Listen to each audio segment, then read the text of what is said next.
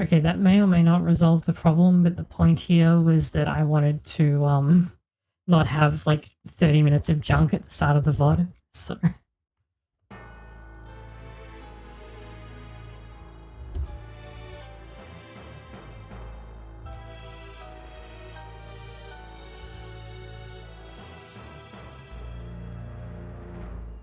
it's not like it's your fault. This is apparently an actual issue with OBS, possibly with how OBS integrates with Twitch. You know what? Tomorrow I was going to take a break, but I might try and sneak in a stream. I'll stream to YouTube instead. And we'll see if it's actually Twitch or OBS that's the point of failure.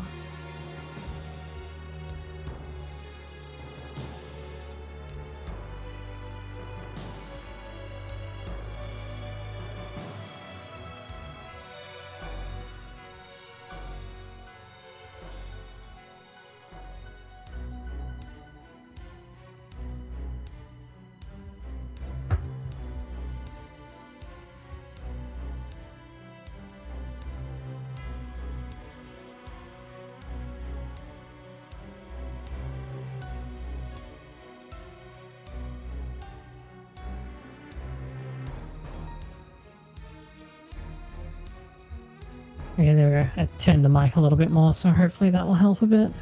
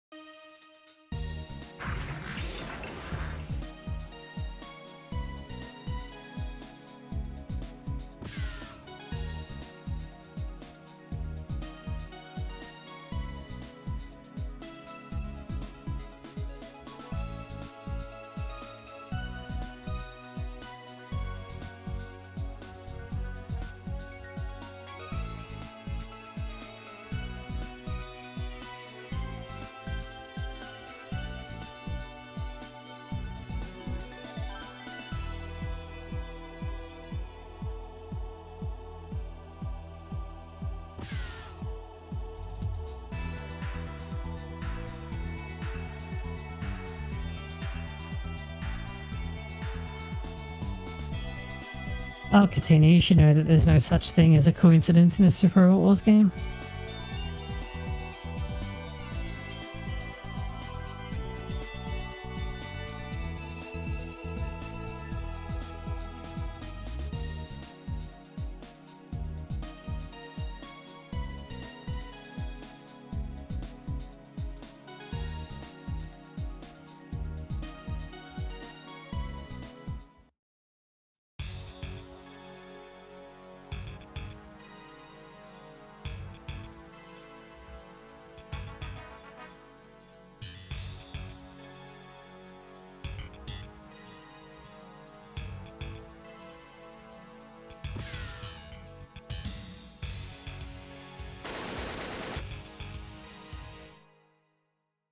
Well.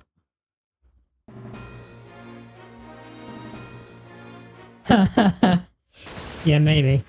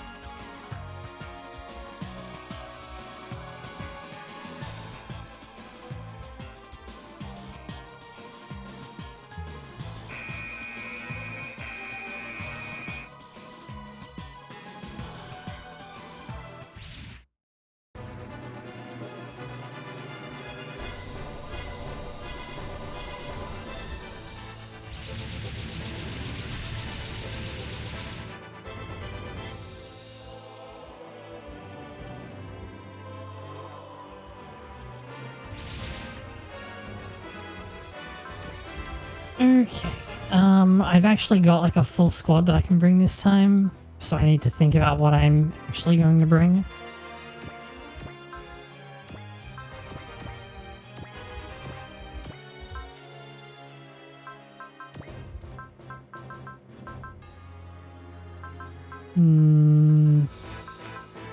Since I'm going to get the Wildwurger L, I better start using Leona, since she's the person who's going to end up piloting it.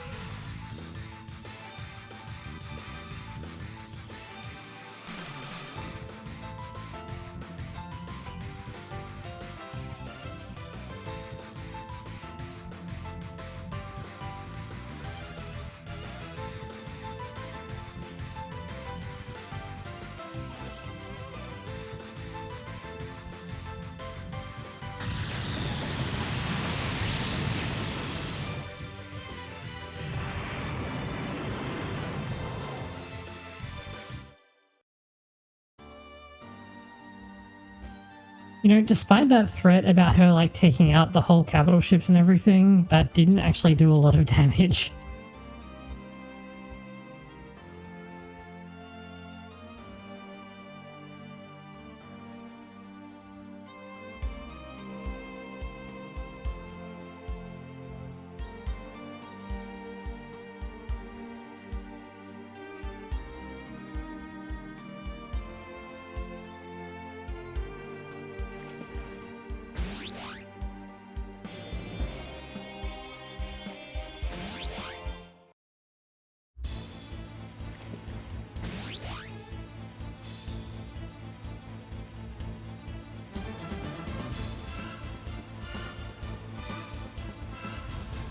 Destroy all enemies except Throjalma and the Vaisaga. Okay, yeah. So this is just a pretty basic destroy map.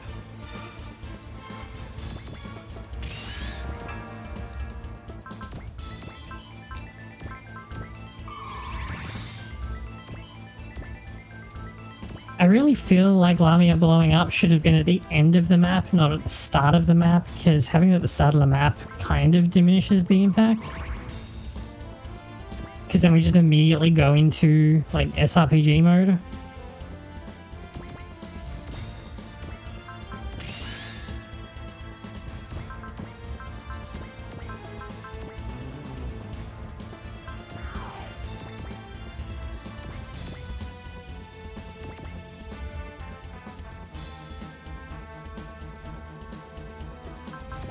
Oh, that's right. I forgot the SRX is really slow.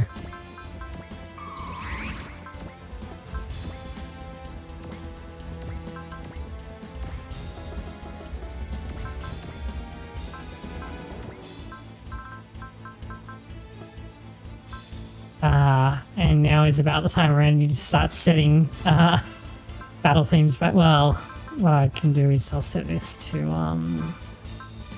the right thing. Oh, do I not have it?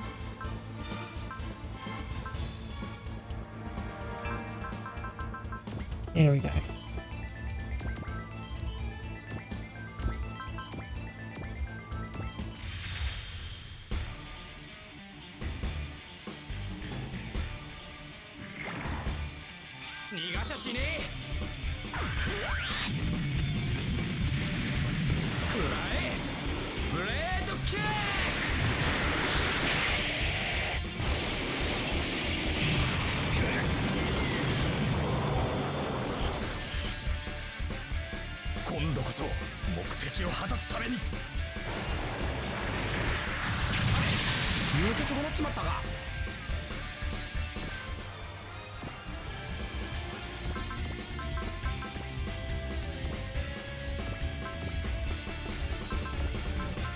Oh, right, yeah, he can actually hit stuff from over there.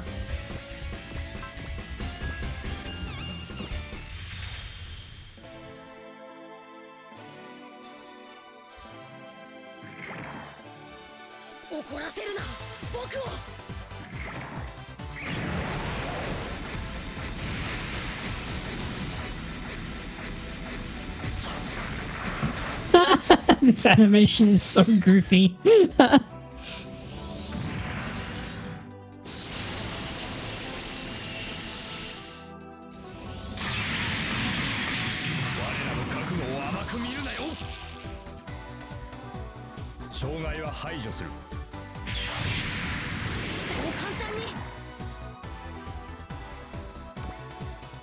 Yeah, I don't know.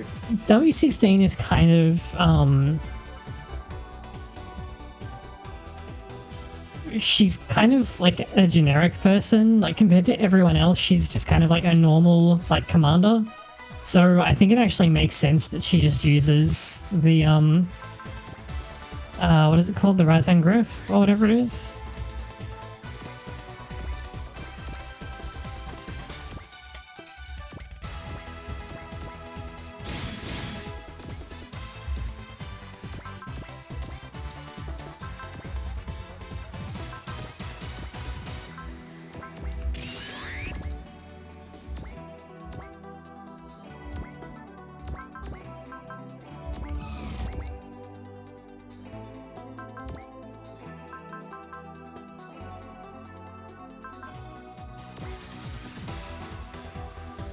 Yeah, that too.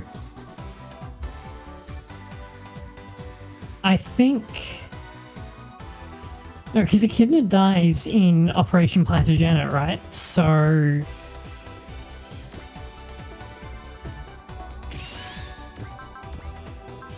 And that's like before you get Lamia back, so I don't think there's really an opportunity...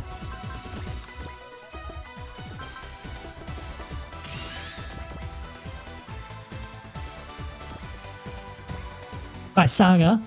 Yeah, although... I kind of like Vaisaga being like a completely hidden unit. Right, I forgot that the Argon is like incredibly poorly armed at this point.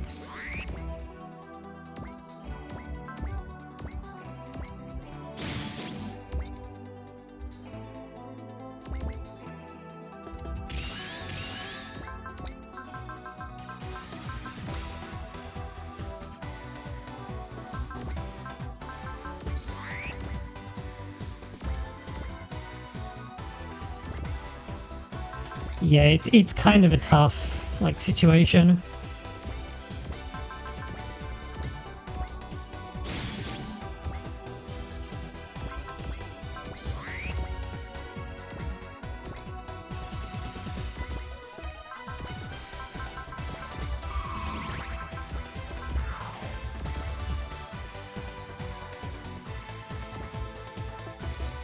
This is, yeah, okay.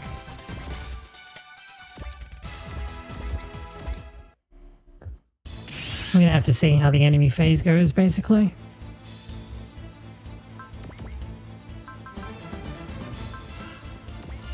And of course, some of the enemies are in the water, just to be annoying.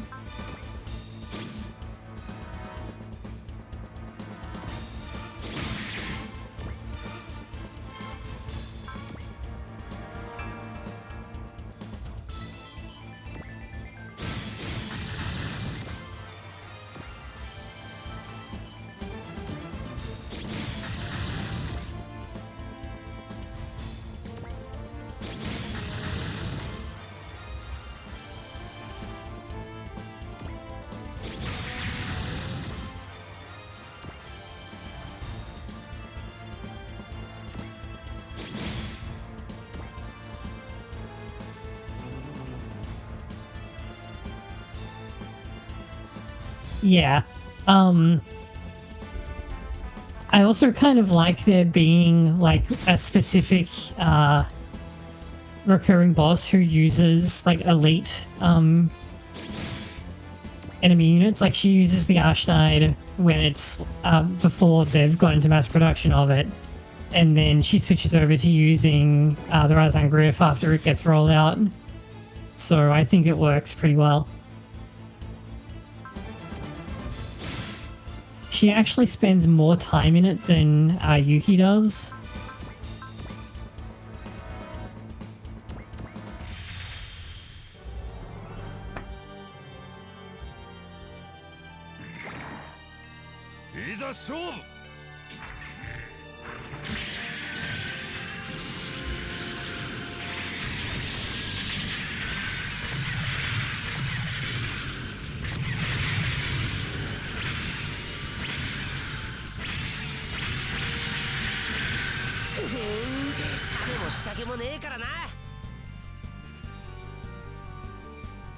Yeah, he does like canonically he upgrades to it permanently, but by default I think he only spends one stage in it as an enemy.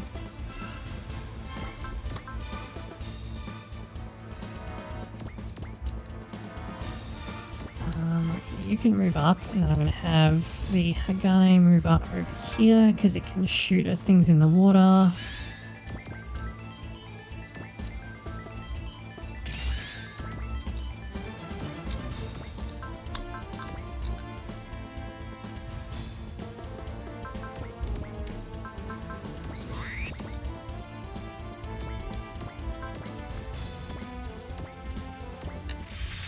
Oh yeah, these guest vents that are in twin units are actually really nasty because they are both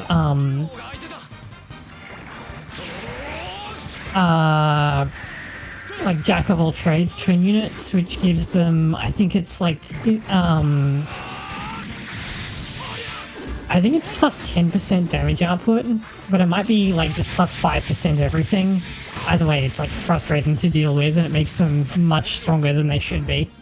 And they're already like dangerously good for units that appear en masse.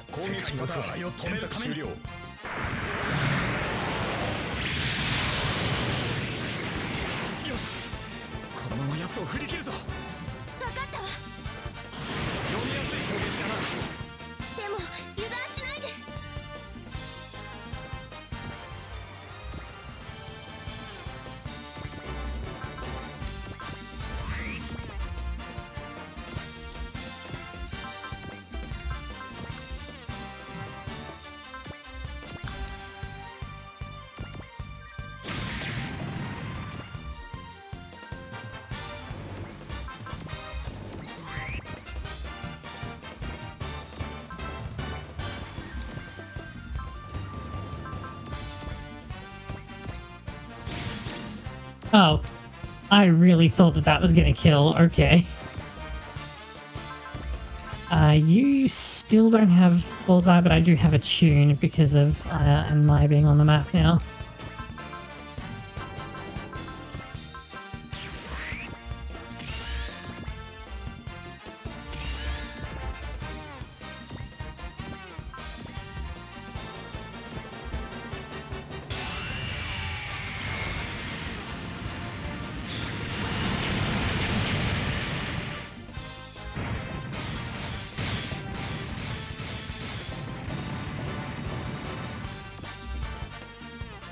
Probably for the best that I didn't actually have a tune or anything to cast there. How about you? Can you? Okay, you can. So.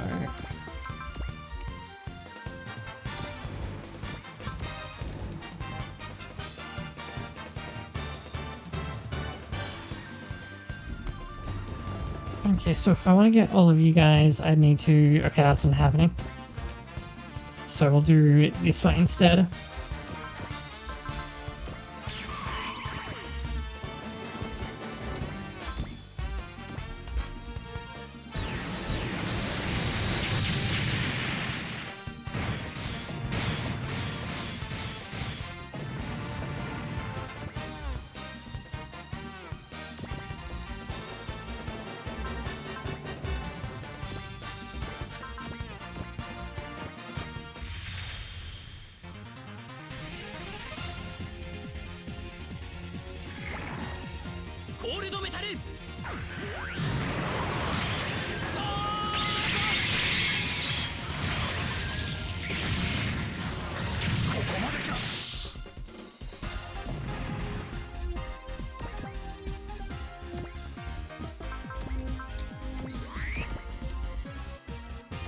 I think I may have just accidentally denied Maya a good shot, but this'll do.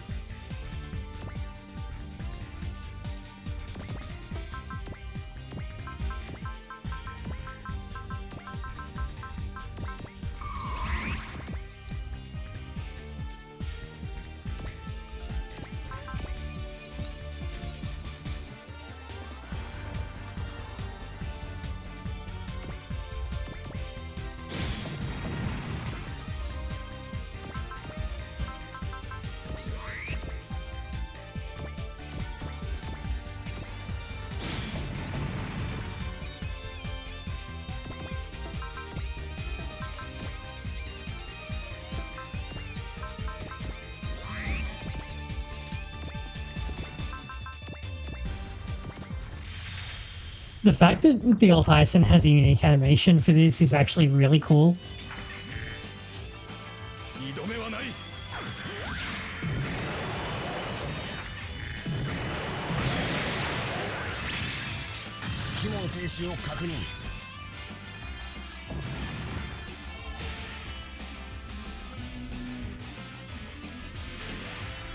Oh, it's exactly in range.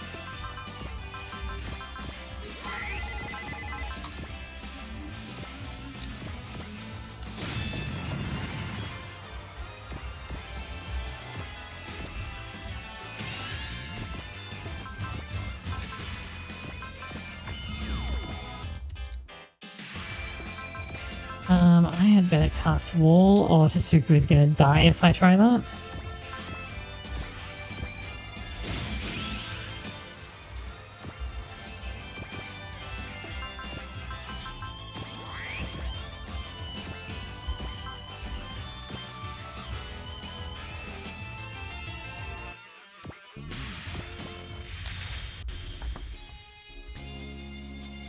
Rare footage of the Gust Lander mode actually being used, like in the intended way.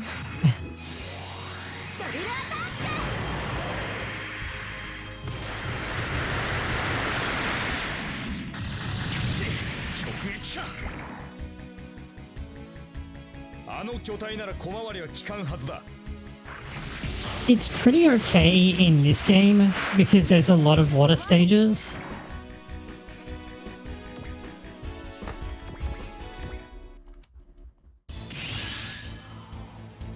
And even in later OG games, you don't really get an opportunity to use it very much.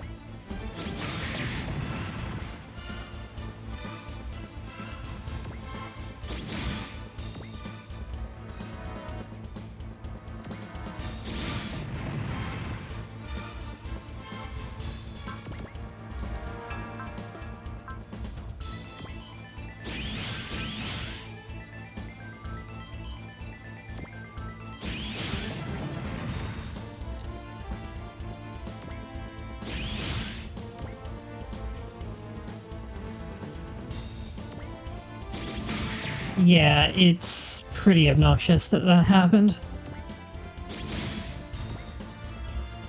Like, okay, I get it with Getter Emperor or whatever, Shin Getter Dragon or whatever it is, because like the point of that is that it's like Getter-sized Shin Dragon, so it makes sense that it's like got the one main form and then uses the other ones as attacks, but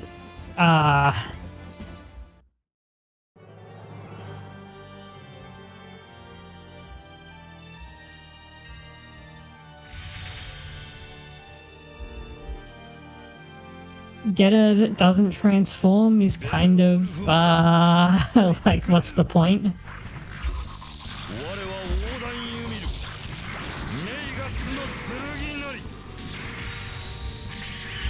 Oh, is that how you pronounce that? I should stress that, like, even though I've played this game before multiple times, often I had the audio down a long way, because it was often at, like, you know, early in the morning, and I wasn't shut up in one room, so, because,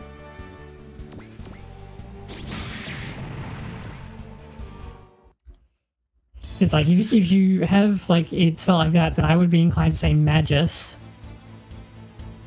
or like Magus, but not Magus. Sorry, Magus, not Magus. Yeah, it really does. It looked less like it in the GBA because the shoulder cannons were a lot more pronounced. I also want to point out that, like, in the GBA, the shoulder cannons on the R-Irons, like, the blast animation took up the entire screen, so it made perfect sense when Oka, like, one-shot you with them. But in this, it's like it's like really thin beams. Okay, so he pronounced it Magus. I would be inclined to pronounce it Magus or Magus. So I was a bit surprised, but it makes sense because of how it'll no doubt be written in katakana.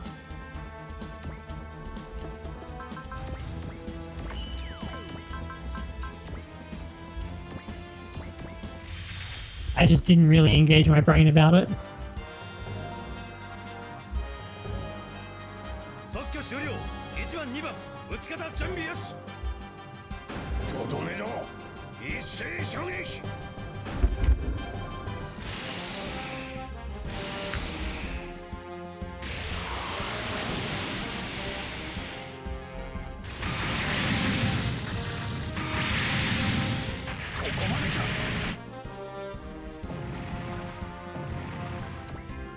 I would be inclined to use a soft G.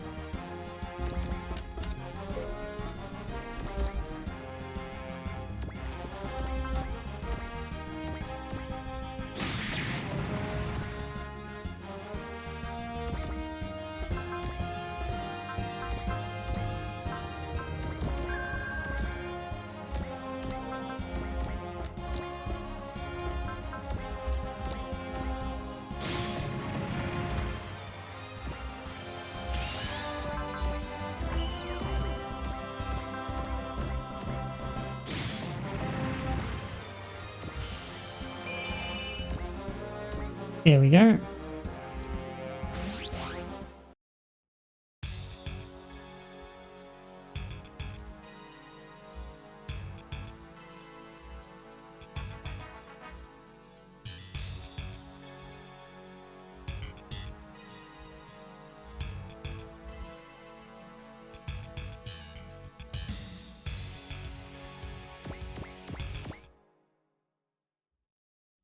Yeah, because it's Greek from Hebrew, right? Because I think the first time it really got used was like in Greek translations of like Hebrew religious literature. I think. I'm guessing.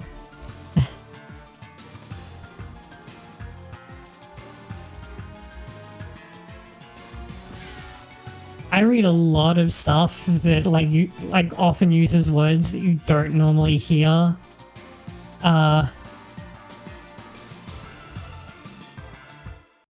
People say out loud, so like I often just have to kind of guess at the pronunciation. Yeah, that sounds about right.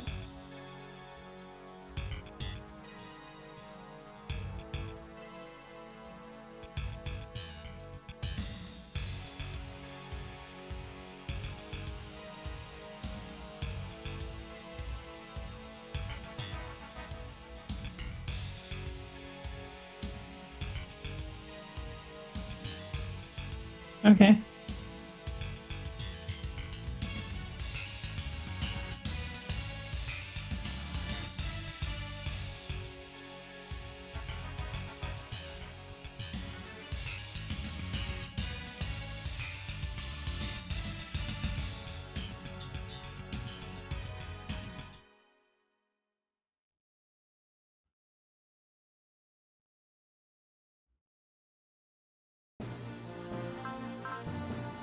Okay.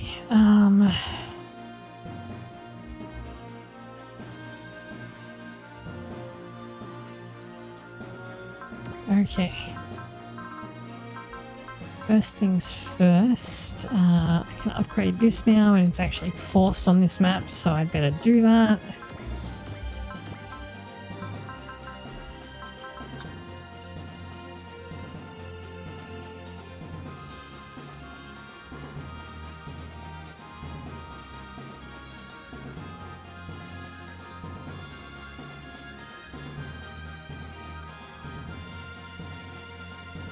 Okay, there you go then.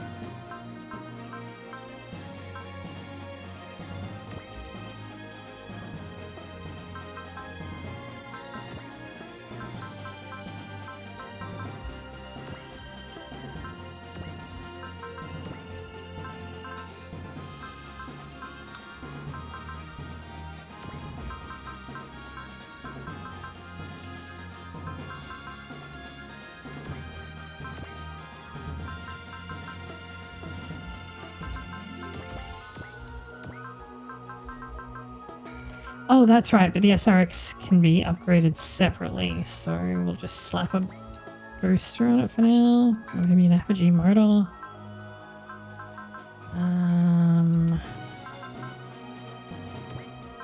Yeah, let's pinch the apogee motor from the R1. Just give it an extra point of movement. That should help make up for the problems that we're having.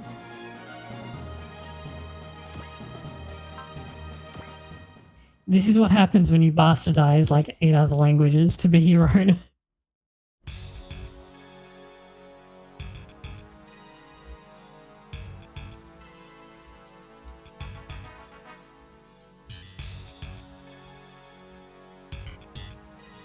Okay, now if we got everything right, then mine will launch in the Wildwurger L on this map.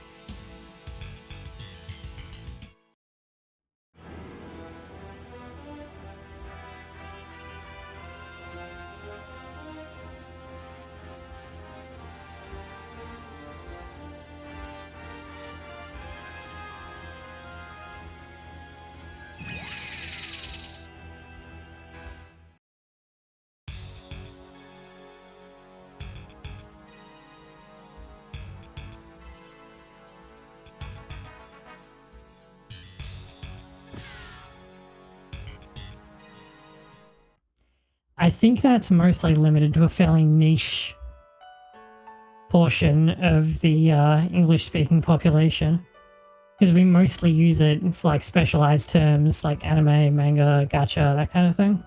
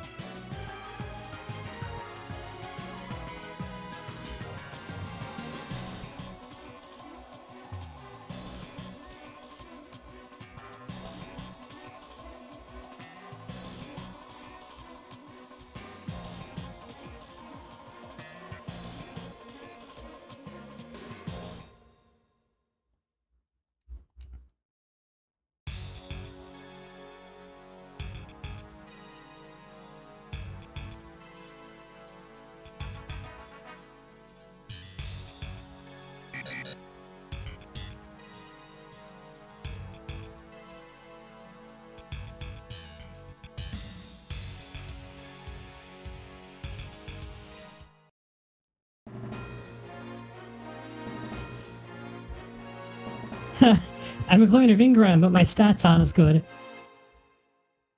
In fact, they're not even as good as they were last game, where she was like borderline broken.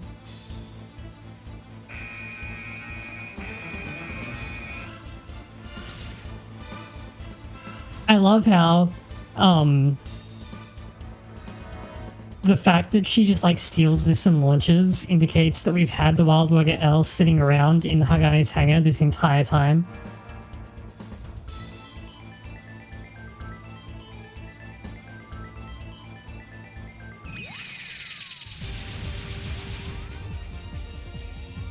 If you don't get this, then she borrows a Hukabine Mark II. That one also, like, doesn't exist. She only has it for this map, and you don't get to keep it afterwards, although you still have, like, the one that's been in your stock the entire time. But that makes more sense because, like, the implication is that there are, like, backup units, like the Hukabine Mark II mass production units and stuff that are being used for recon duty and so on. Okay, so now Mai has to shoot down 5 enemy units before any allied reinforcements arrive. This is actually slightly more difficult than it sounds because allied reinforcements arrive when her HP falls to 30% or below, which is not a lot of a threshold because the Wildwurger L does not have a lot of HP to start with.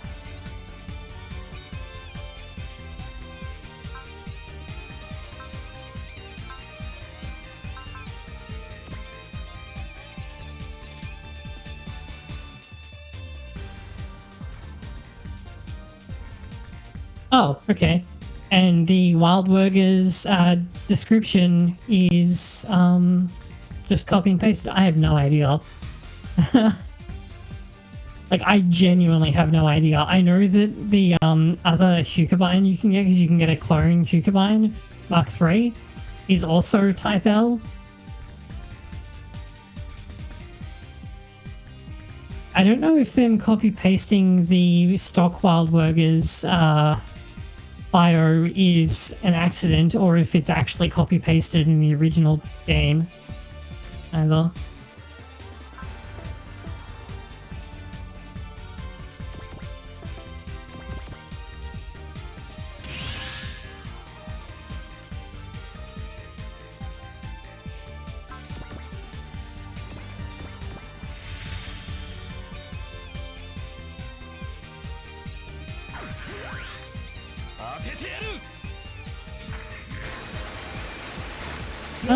I don't think so. このまま引き下がりはしない。クラッシャーセットアップ。近づいた。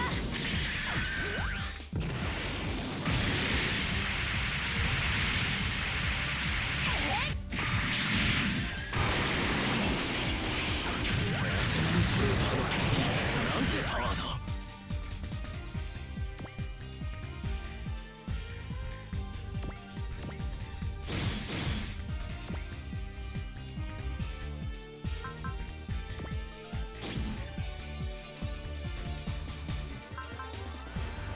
Yeah, the blue ones are Type R, and then the red ones are Type L, I think.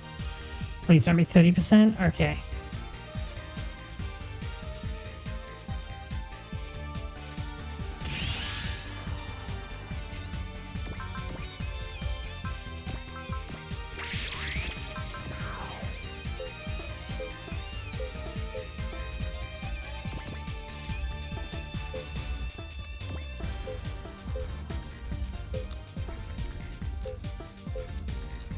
Oh, this is beach terrain, is it? And it doesn't qualify as being in the water. Nice. Yeah, probably.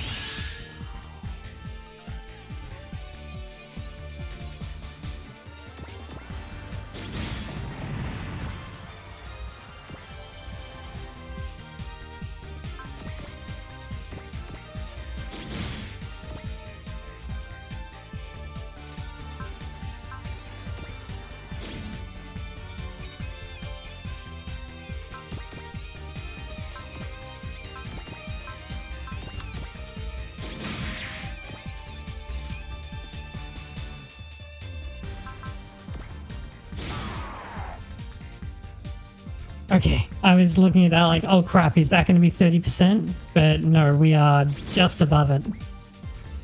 From the look of it.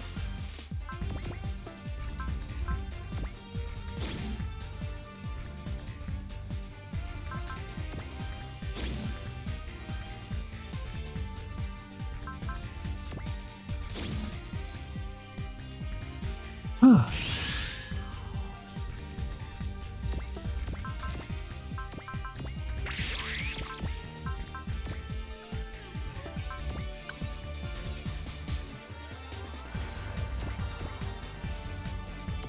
To be clear, the reason that I'm having a concern about this is that if you don't shoot down 5 enemies before the SRX team arrives, you don't get to keep the Wildwurger L.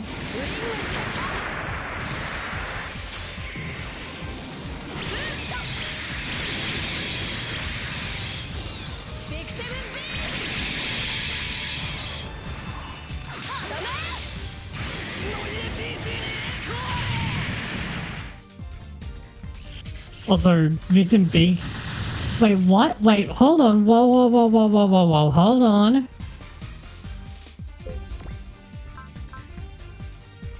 Strike Speak.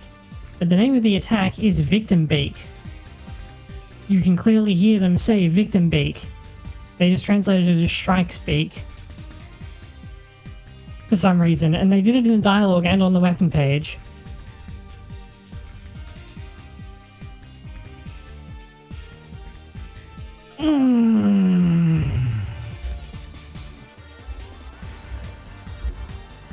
Okay, but why though?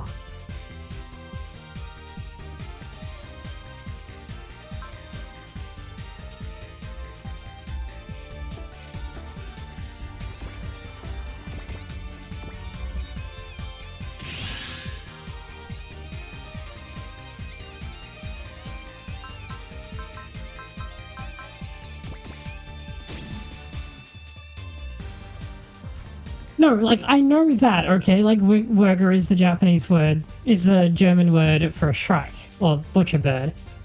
But... you know what? I'd actually I'd actually genuinely be curious to find that out, because, like, okay, most of the other problems, like, with translations stem from, like, ignorance or malice, right? This is just, like, strange. And, like, the fact that it's also accurate to the Wurger makes me think that, like...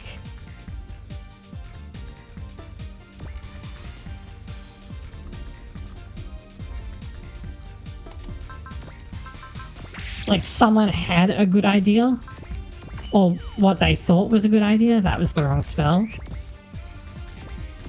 and managed to convince the other people, so, like, I'd actually be interested to hear how they settled on that one.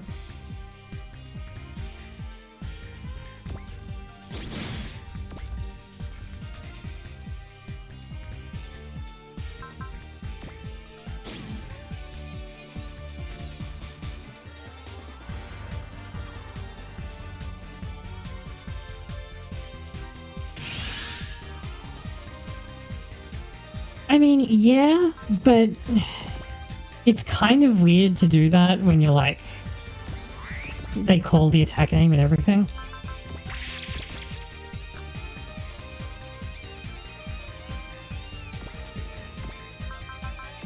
Yeah, I mean, that might be it, in which case I really dislike it, because let's be honest, like, if that was an issue for you, you probably wouldn't know that this game exists.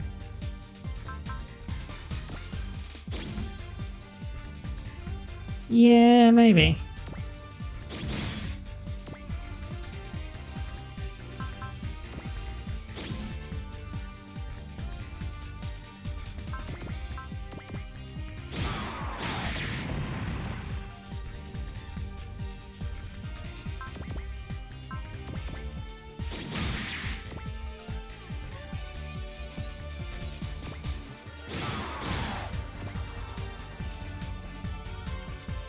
No. See, that is malice, because that stems from a mistranslation in Ace Portable. Right? So, to keep it consistent with Ace Portable, they, like, reverse imported the shitty translation that they chose to use for it in that, where they tried to, like, parallel it with the Wildwurger for no reason.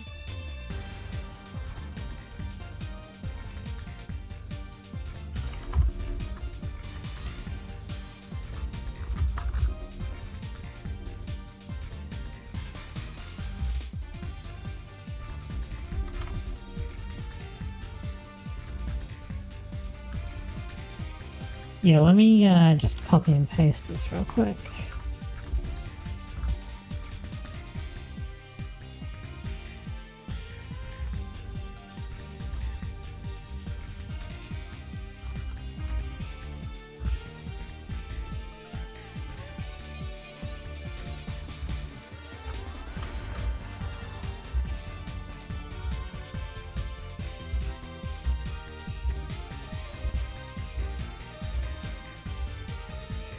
That's what I'm referring to as malice, because it's intentionally providing a poor translation.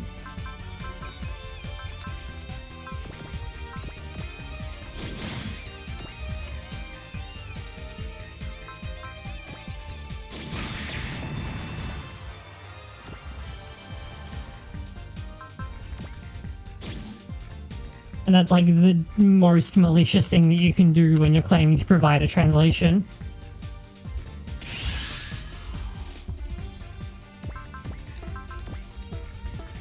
Because, like, it's one thing to be like, okay, I think this is correct, but it might be wrong, and, like, here's why. It's another thing to be like, oh, we did this because it would be cooler, even though it's not accurate. That's, like, super malicious.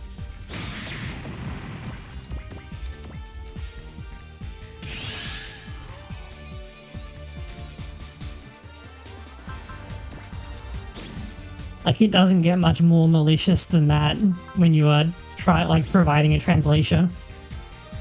To intentionally, like, provide an inaccurate translation.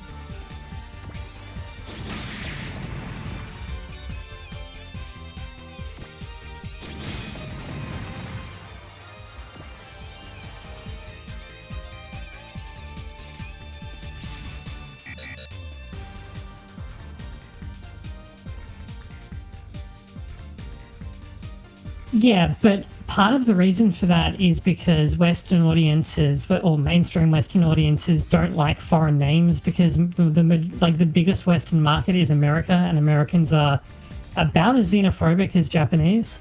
So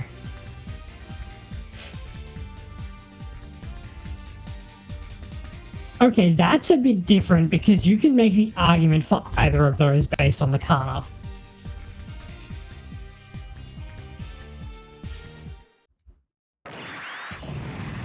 Because it's Batsu, so like you could write it as butts or barts. Like either way, it's not inaccurate.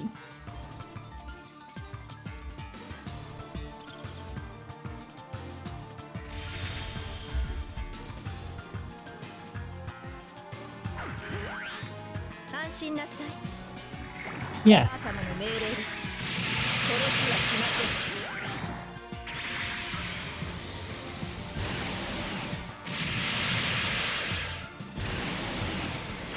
No, it's,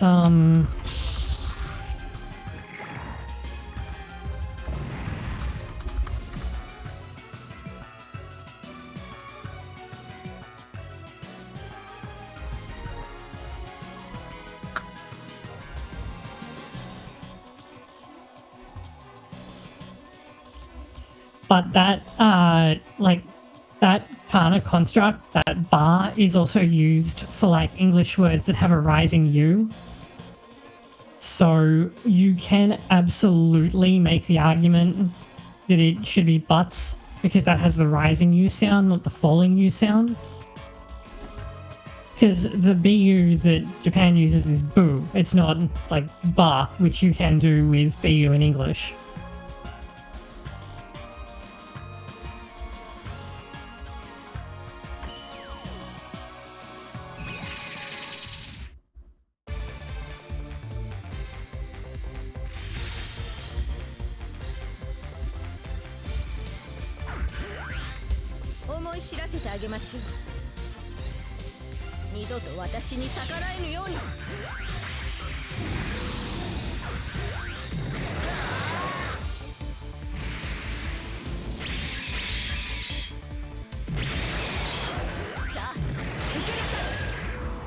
I want to point out that this attack would probably just kill Ryusei outright if this wasn't an event, as opposed to only taking 1/4 damage.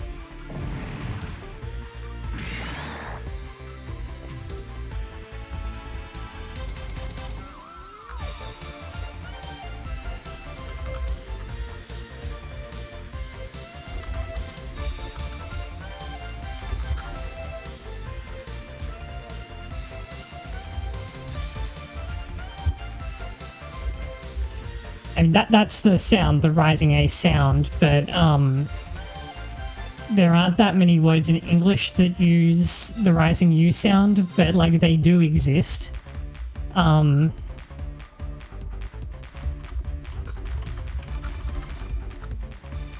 I know what fits is bubble, which you use the same first kanji for, the same ba. Babaru.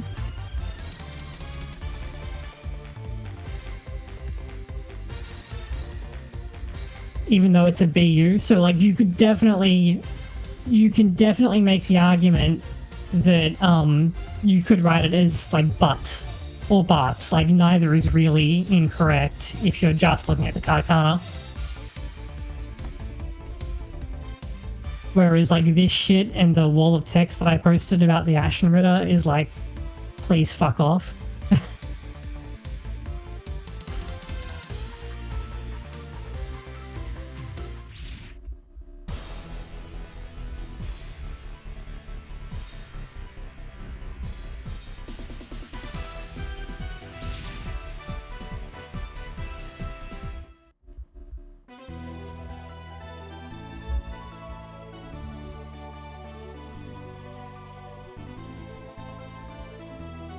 Yeah, I mean, in older games, it's often due to just having to guess at the katakana and like try and guess intent.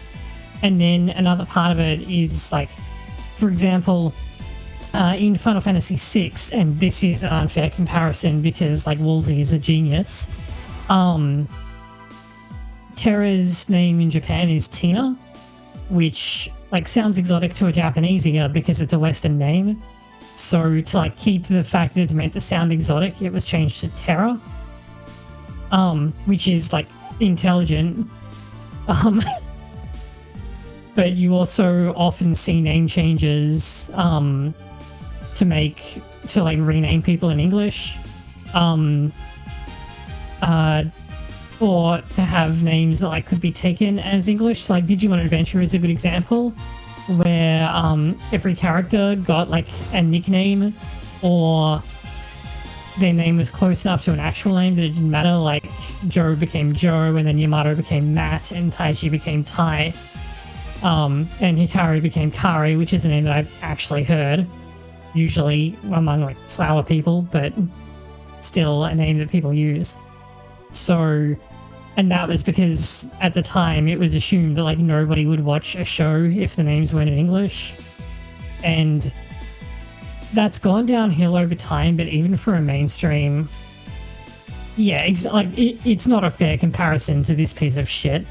But there are plenty of things where names got entirely changed into English, or completely renamed into English names because there's an accurate presumption that the biggest game market, which is America, doesn't want to play games where people have Japanese names.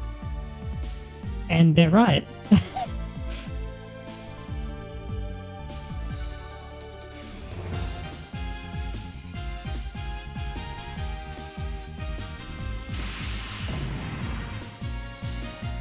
Like statistically, this was a while ago that I looked into this, but like Western audiences, like there's a niche for people who play like very close to Japan games. Like Atlas basically made its name as a localization studio by localizing those games, but they've always been niche games compared to like much larger games that would often either intentionally give characters Western names to begin with, or would have their characters renamed because otherwise like Western audiences took one look at them and were like, well, I can't relate to this bloody foreigner who has a like wacky magical moon rune name, right?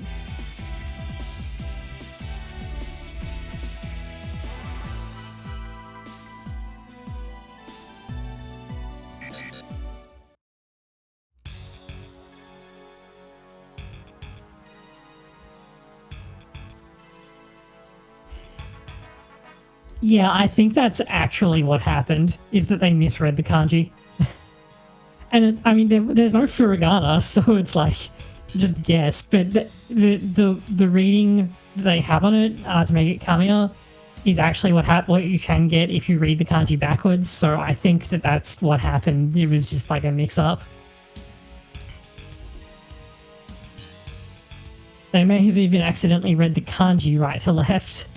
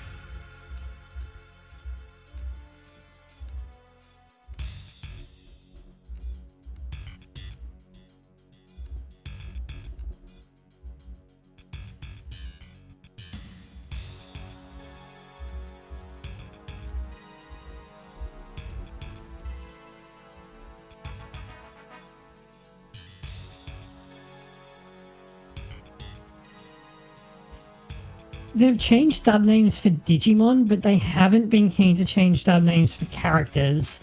And the Digimon thing is actually because of trademarking issues.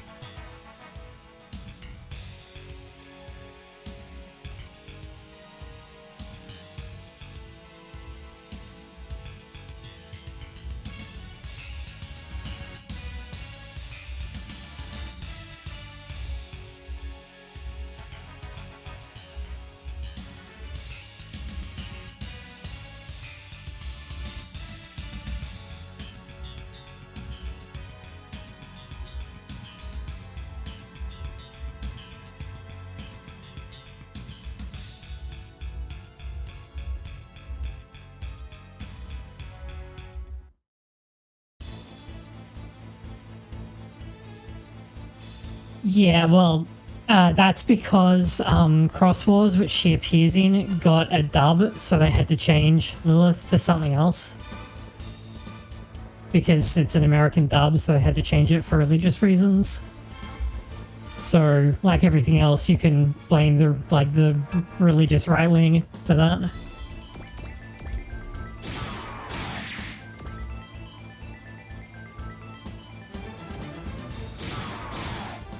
Personally, I'm pretty impressed with some of the stuff that they got away with. Like, for example, the fact that they managed to get away with just calling it Beelzemon, like just cutting out the boo, and it was like, oh, this is good enough. You know, people definitely won't figure out that this is the devil. And it worked is like kind of amazing. Yeah, that's actually even like crazy. I don't know how they got away with that.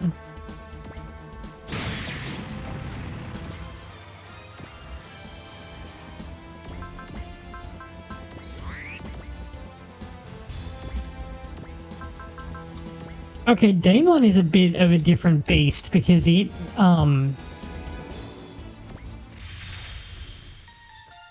actually, now that I think about it, that's right. It's actually weird because that got dubbed in almost in real time because it was airing when I was in 6th grade, and that was 2002. And the reason that it's called Adventure 02 is because that's when it's set. Yeah, it was only Creepymon for like a really brief period of time. And I do not remember why. But like, okay, so Digimon are like Transformers. They have to have like specific names, and then those have to be like trademarked to go with them. Because of how the trademarking thing works. So, if you... I don't remember it being in Savers. Then again, I haven't watched Savers since it was like actually airing, so...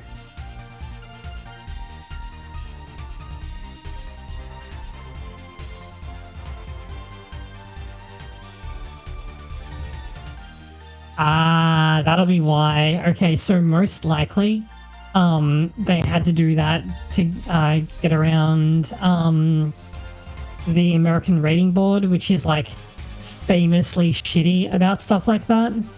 Oh, actually, I know. I can check. Hold on.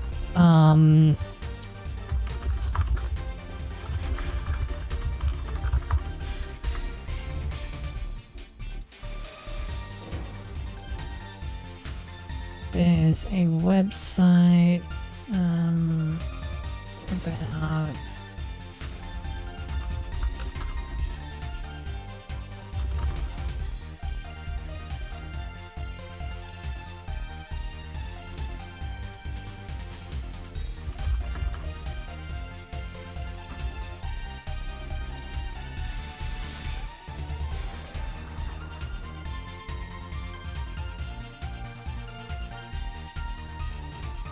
Hang on a sec.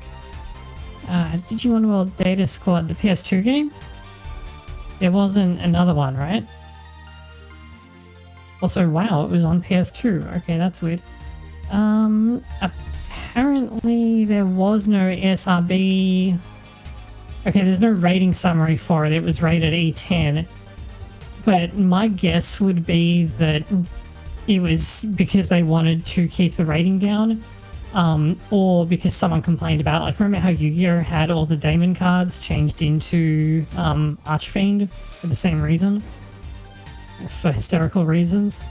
But that's the kind of thing that I would expect that they would try and do to keep the rating down, because ratings do actually go up because of that, and like game rating is not the same as TV rating or toy rating, so.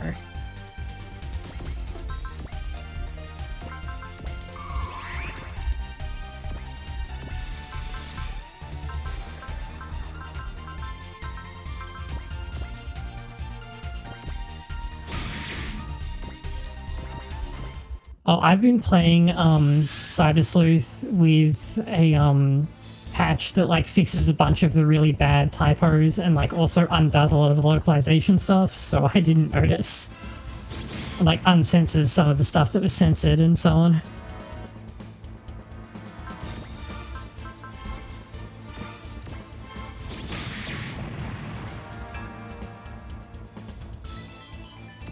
It's written, there's a guide for it on the, hold on, wait, I can,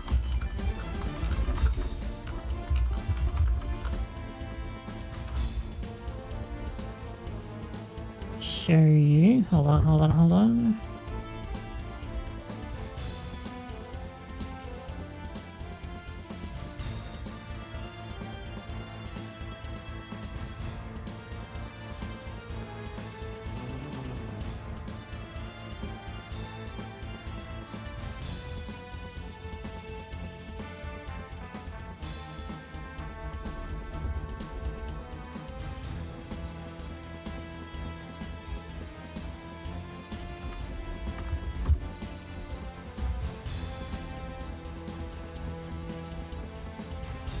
Yeah, that doesn't surprise me. It's not like Digimon games have particularly high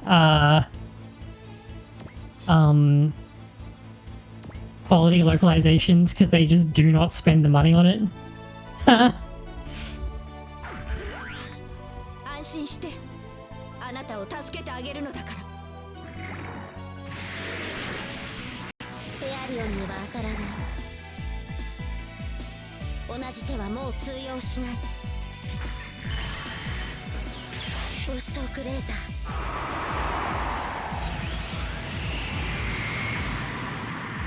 だと私の言うことを聞きなさい。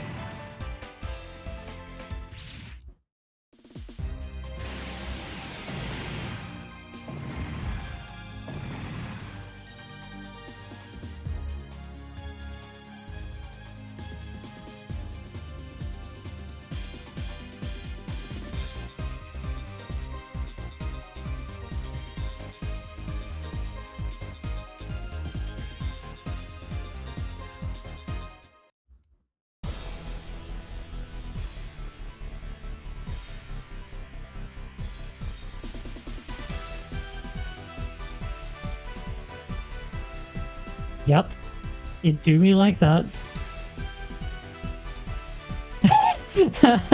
Right?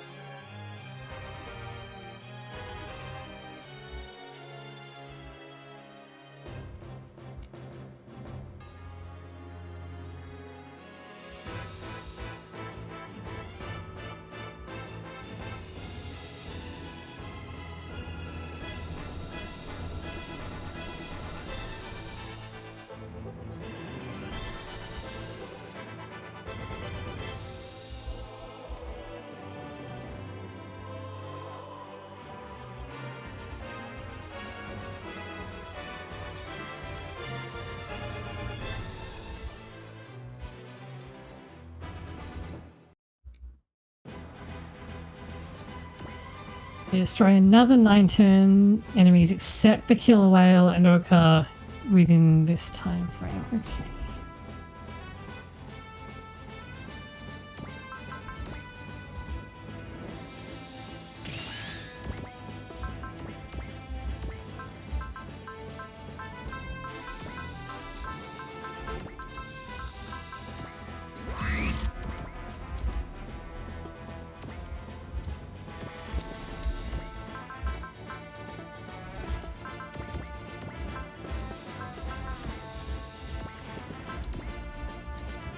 I gotta say, okay, so normally that's the kind of thing that annoys me, but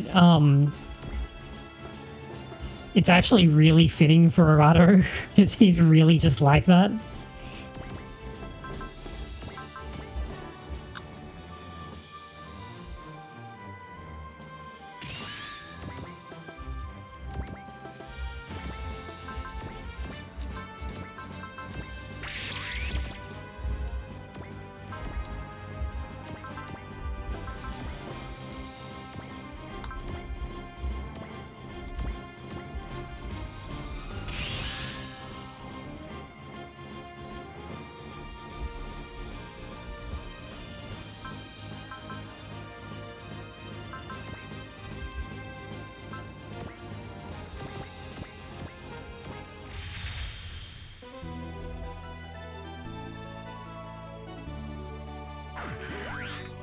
Why are Oka's stats so bad?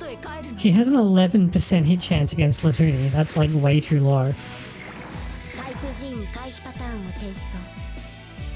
The Type G isn't here.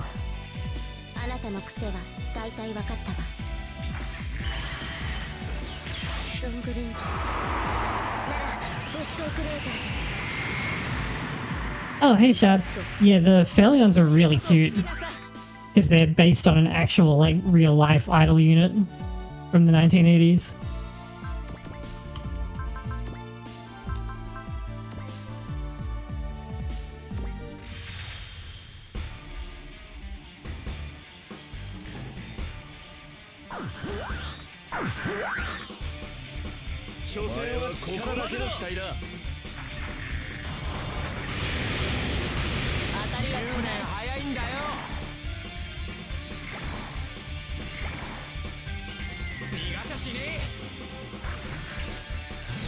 Yeah, kinda. It is a lion, so they are like flying units, so they do have bird traits.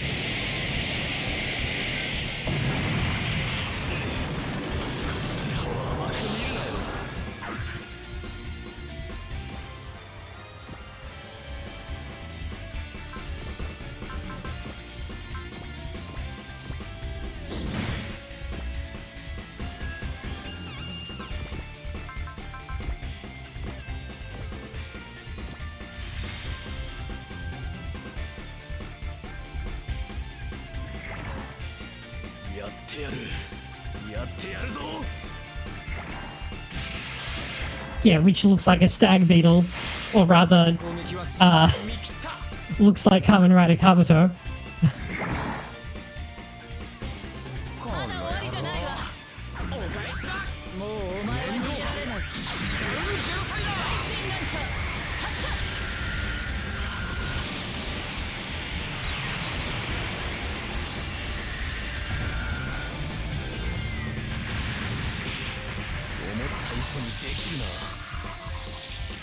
I'm not sure if it's this game or if it wasn't until Gaiden that they added the sound clip of Arato doing the like maximum rider power and cast off lines.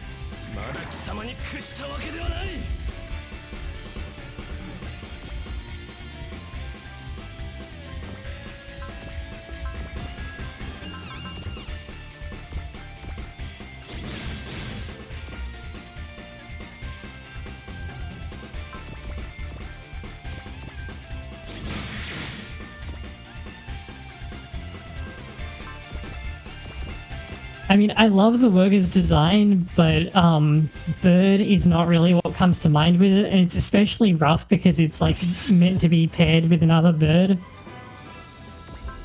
I have scan? Yeah.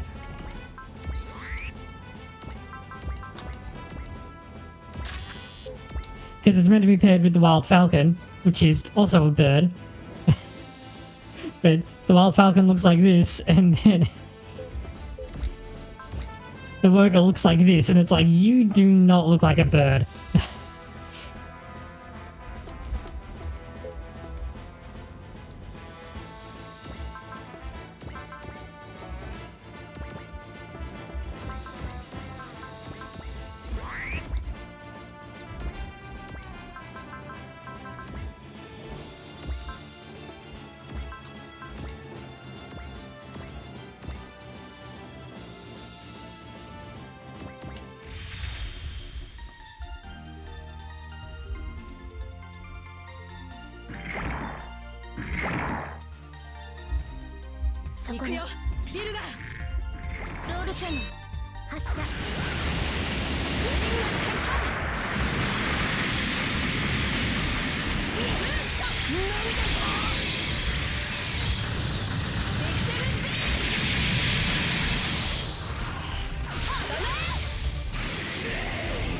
Yeah, but it also gets the, like, iconic beetle horn after it casts off, just like Carpenter does.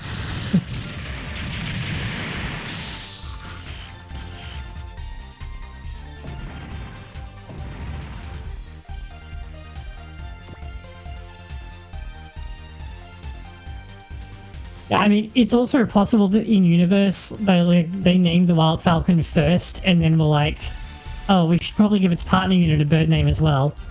Because I mean, I would believe that every time. Like, if you just told me that that was the case, I would 100% believe it.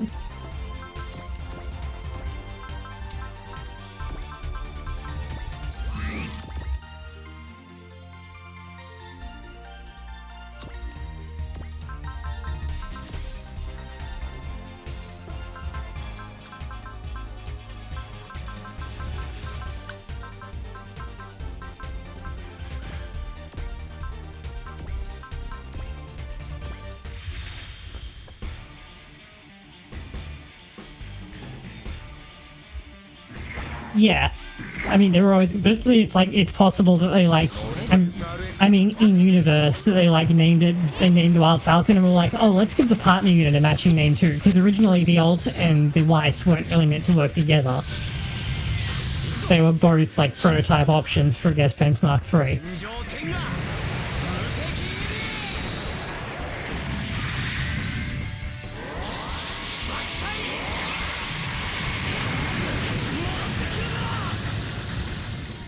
But could Ryusei's attack names have been translated, like, more incorrectly than this? Because, like, it'd be hard to do that.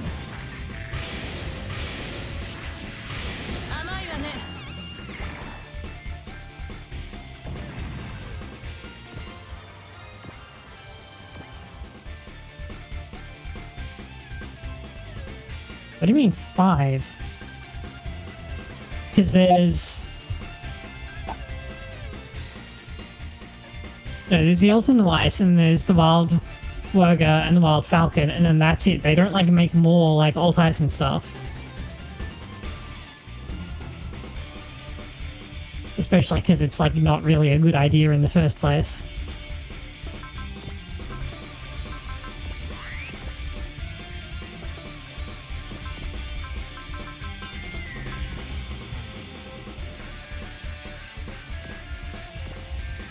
Okay, that's a bit different, because the Raper Cage and Oka's mech, and, sorry, Ariel's mech.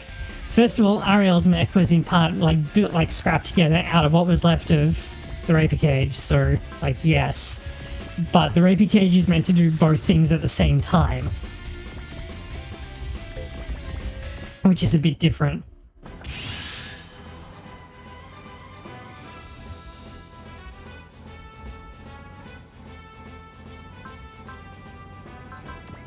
Oh, I definitely don't want to get hit by that.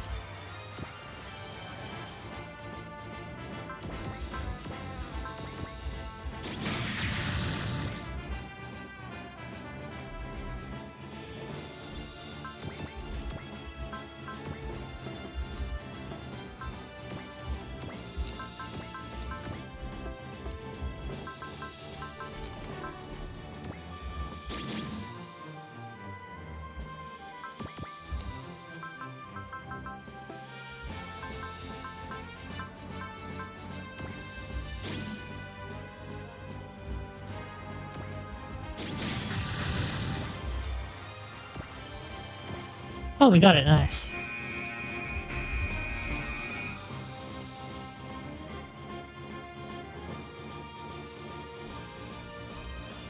I mean, that's because you can kind of use the same unit.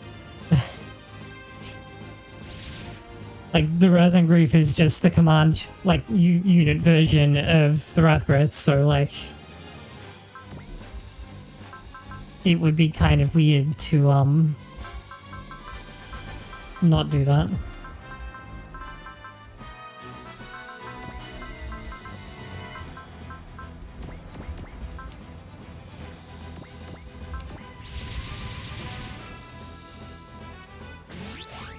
Oh shit! I forgot that, we were reading dialogue. Sorry.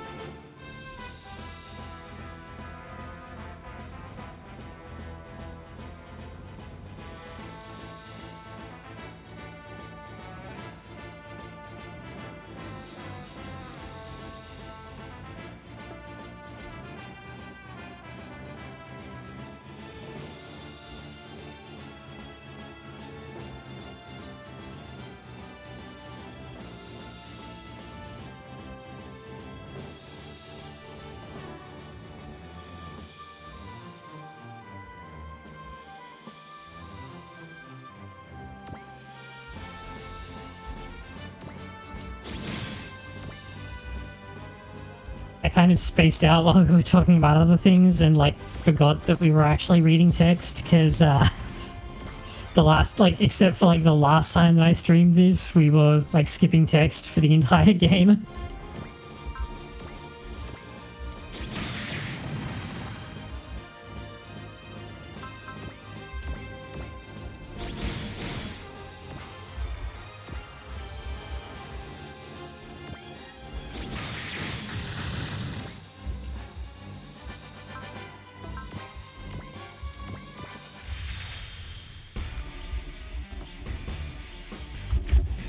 So I was reflexively holding R1 in circle. 惜しい本当に惜しかったぜ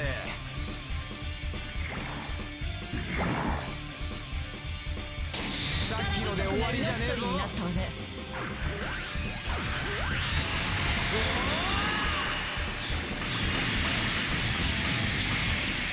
面倒結界 It's not a shield!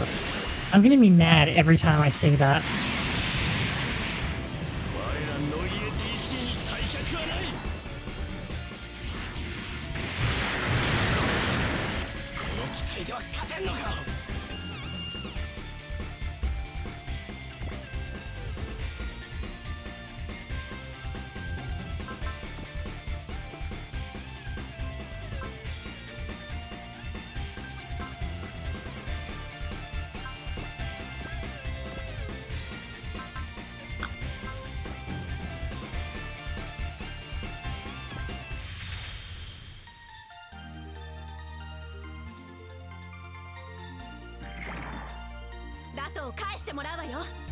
I wish that the Wild Falcon had 34,000 HP when you had it.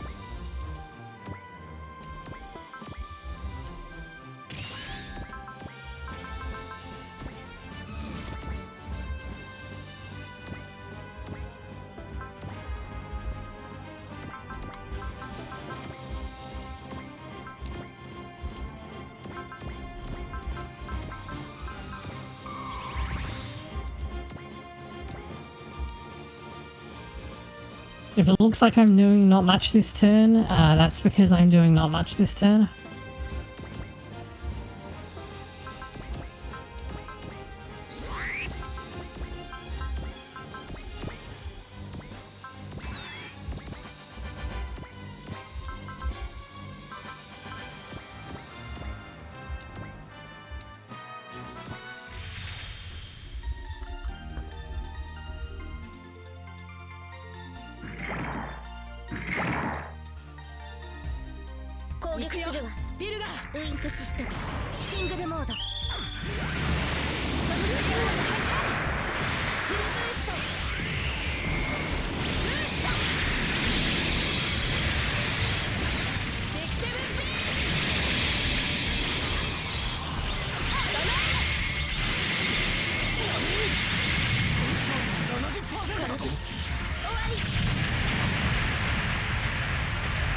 Wow, okay, I did not expect that to kill since it had a damage penalty from being in the water and everything.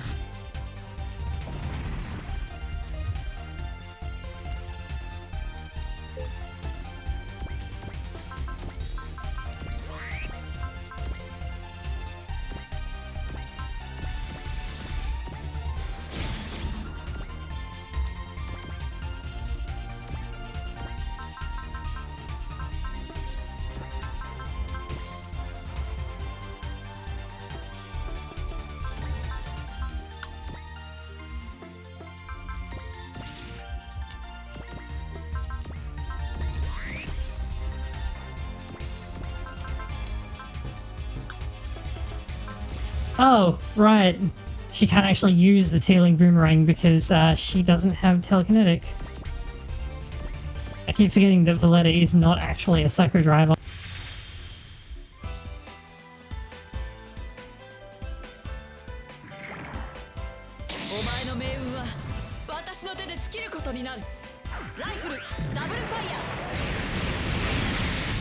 I'm pretty sure that this is like to make sure that you put Mai in it in this game. 1, 2, 3, 4, 5, 6. Okay, that's plenty. I'm pretty sure that Ingram has telekinesis. Or Psycho Driver, the skill, rather than anything else, but I'm pretty sure that the Tealing Boomerang also didn't actually require telekinesis skill in the previous game.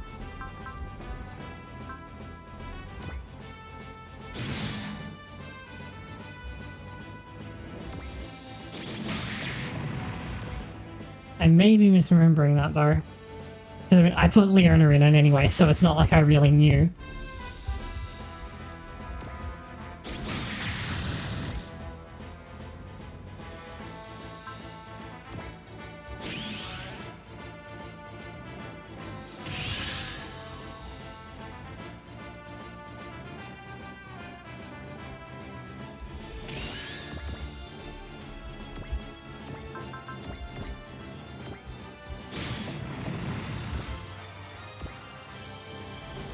Okay, that just leaves you two, and I am definitely not going to start on Oka. Let's start on Zella. Actually, where's a rudder?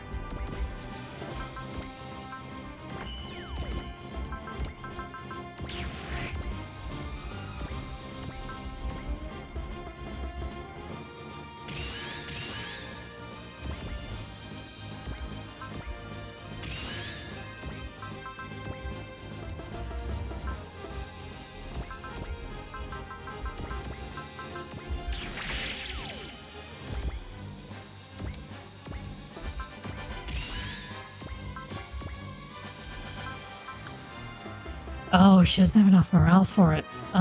Okay, that's a shame, but, okay.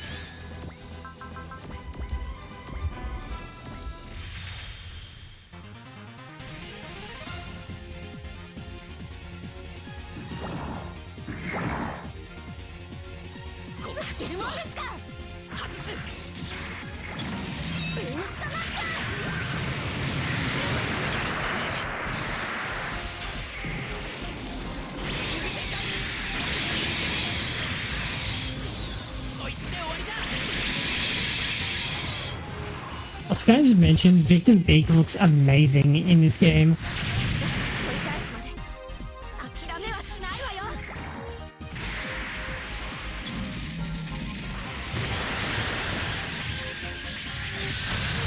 ハリケーンじゃ対処しきれない。まだ諦めないわよ。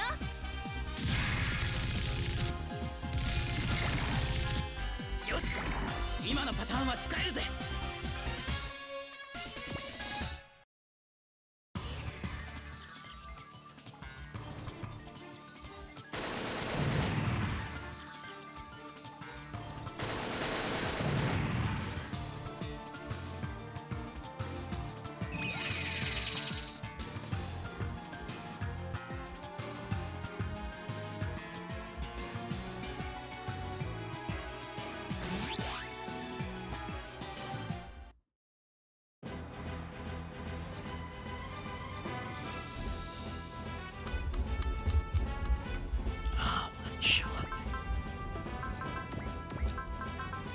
Oh, fantastic.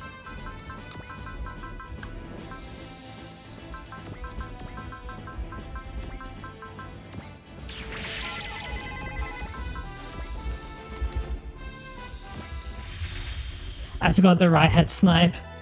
It's like exactly perfect for this situation. 操られているのはラトゥーニじゃない。あんたの方なんだ。行くぜ、隊長。ええ、システムコネクト。隊長、あとは私が。任せるわ、アヤ。T リンクフルコンタクト。メタルジェノサイダーモード起動。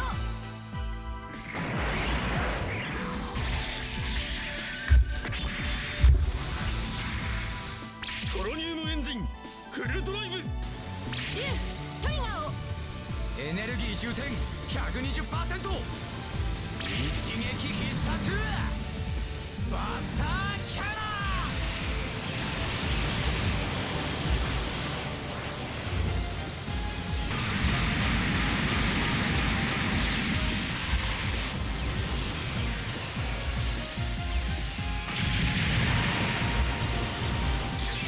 あなたがいるからだと。Yeah, as you can see, the sun is still like happily there in the center. The thing that explodes is what you shoot into it.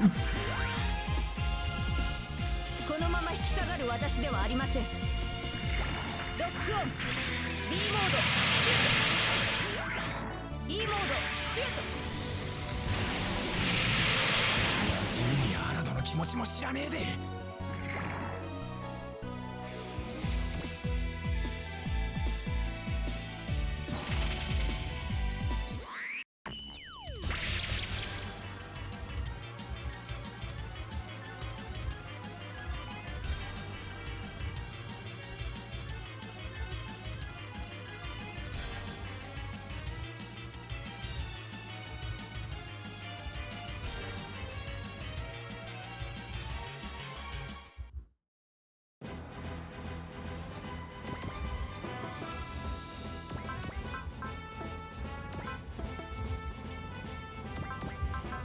This is actually kind of a bad spot that I'm in at the moment because lots of my guys like don't really have enough morale to do stuff.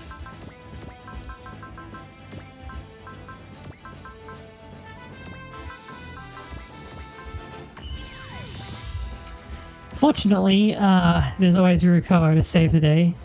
Oh, right, Flash beats everything else in this game. I forgot.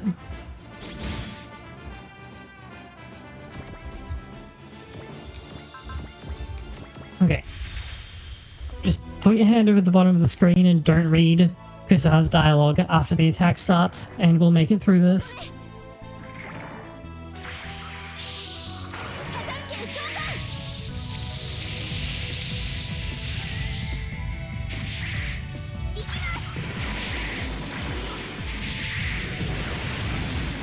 You know, okay, so the Hazanken in... Oh yeah, I'm used to Bullseye beating most evasive things. It's probably been beaten by Flash for ages and I just didn't remember. So you know what I just realized? During that sub-finish animation, the Hazanken really looks like the fish from, like, the, you know, the this must be bait, like, image macros.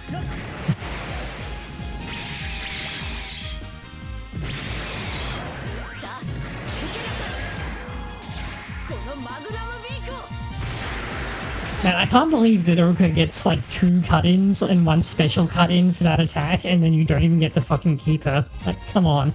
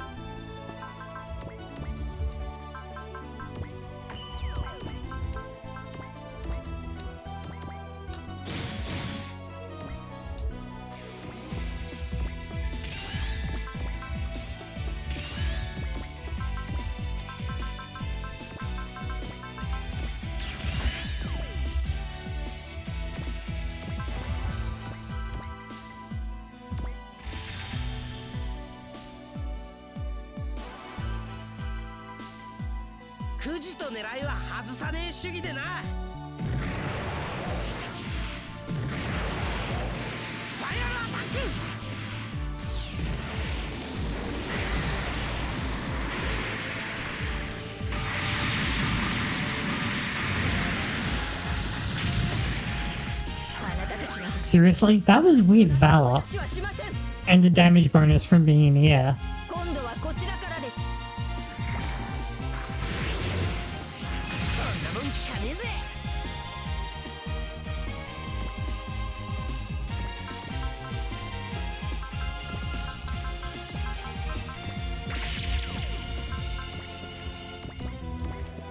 Wait, did she cast? No, okay.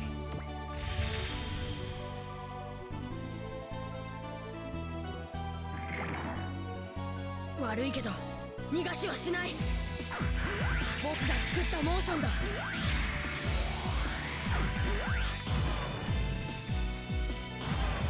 やってみせる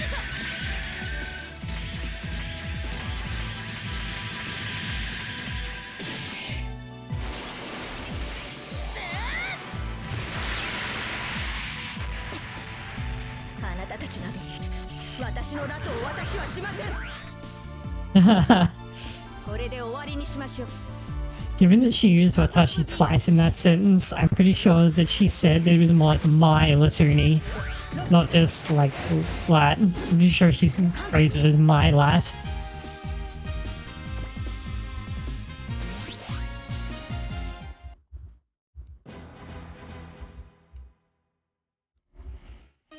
Okay, so I should have gotten to keep the Wildwurger L and then... Okay.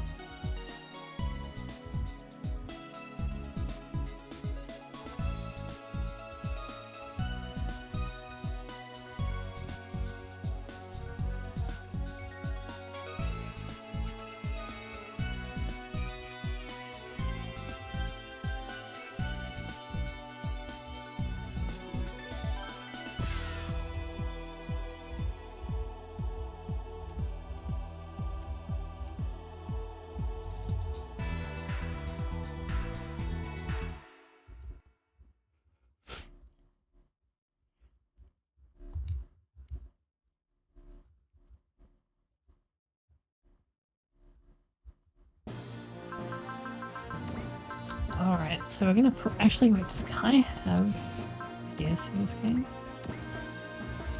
Need to check that. Just a moment.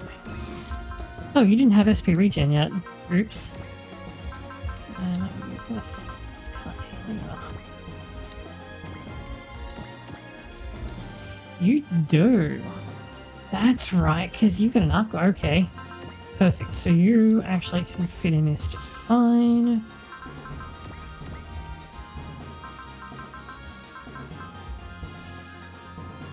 And then Leona can stay in that, I guess, or...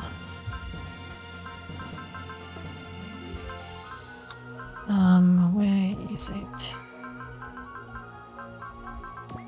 Here we go. Maya can have that. And Violetta can have... Actually, they both do... Leona has hidden away though, right? By default.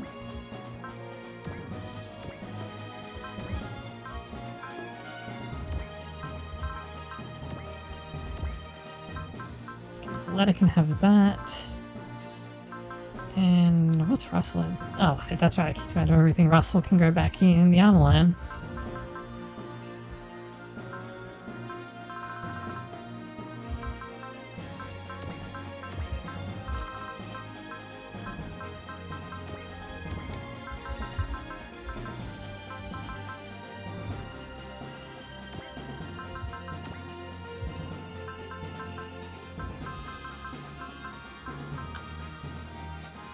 Oh, this is a fixed weapon instead of being a W gauge part in this game. Okay, cool.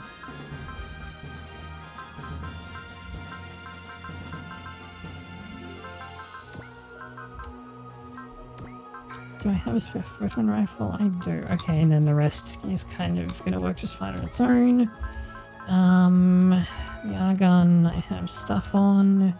What I should do is, can I find an all weapon that you'll take? I don't think I will. Because I think that the only spare all weapon that I really have is the graviton launcher, which is on...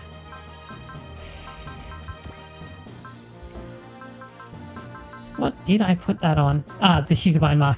No?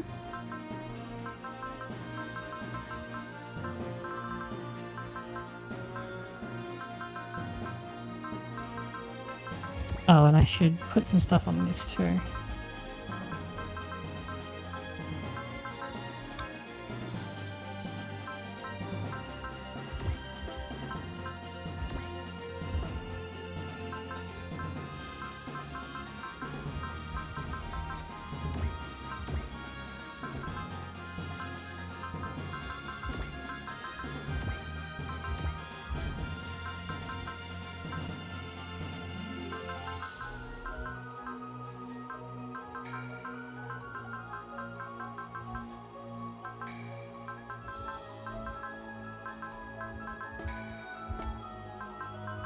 Am I stupid? Where?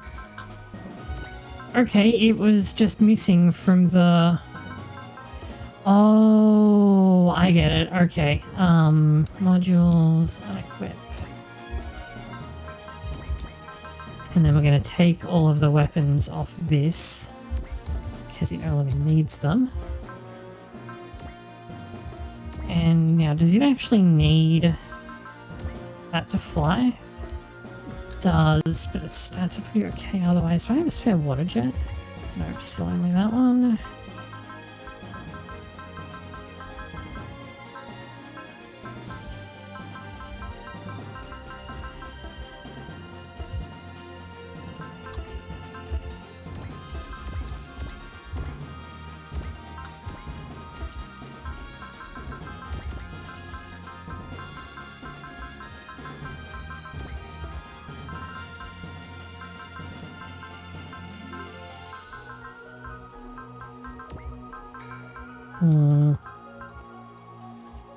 You don't actually need this.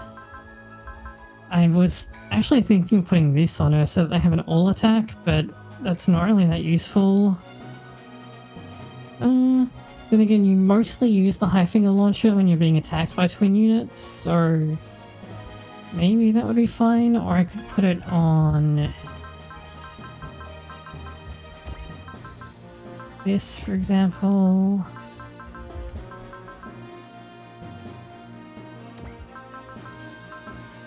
That's actually the same value as this, so I don't get that much more out of putting it on.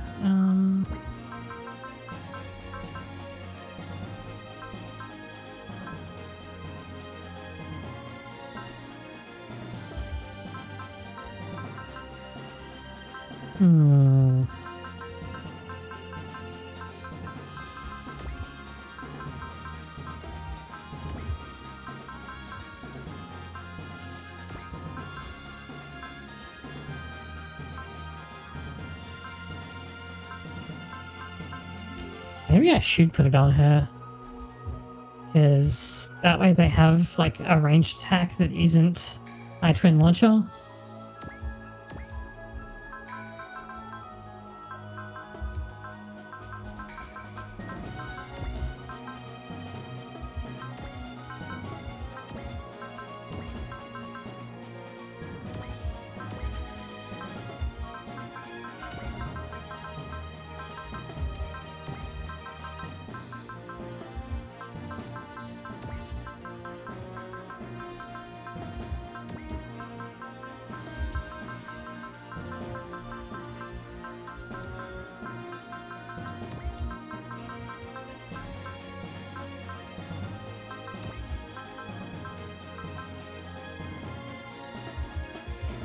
That's kind of tempting to give the Weiss like a good post-movement weapon. What I think I'll actually... Oh, because Aya's got that already.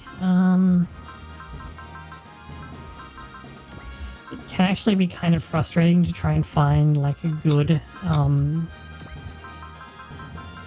way to use all of your like good weapons all at once. As weird as that sounds.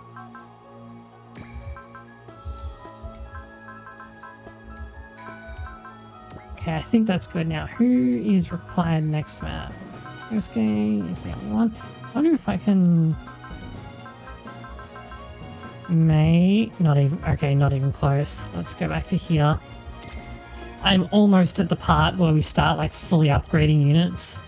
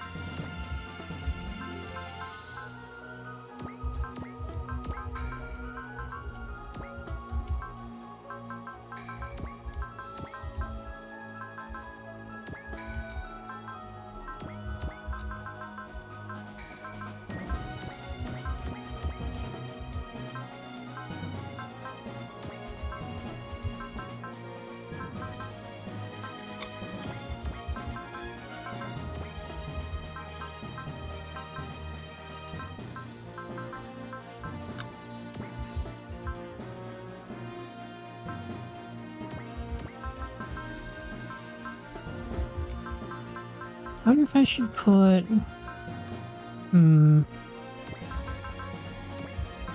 I just sneak a barrier onto the Grungust, because it does get hit a bit more than I would like it to.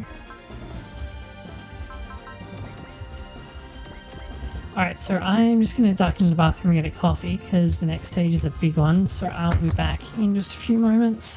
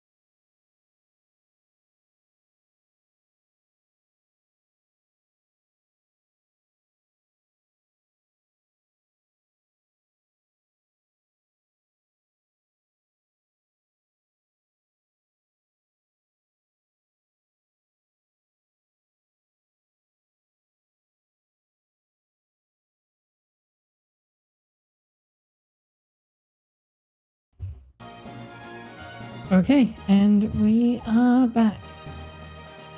Oh.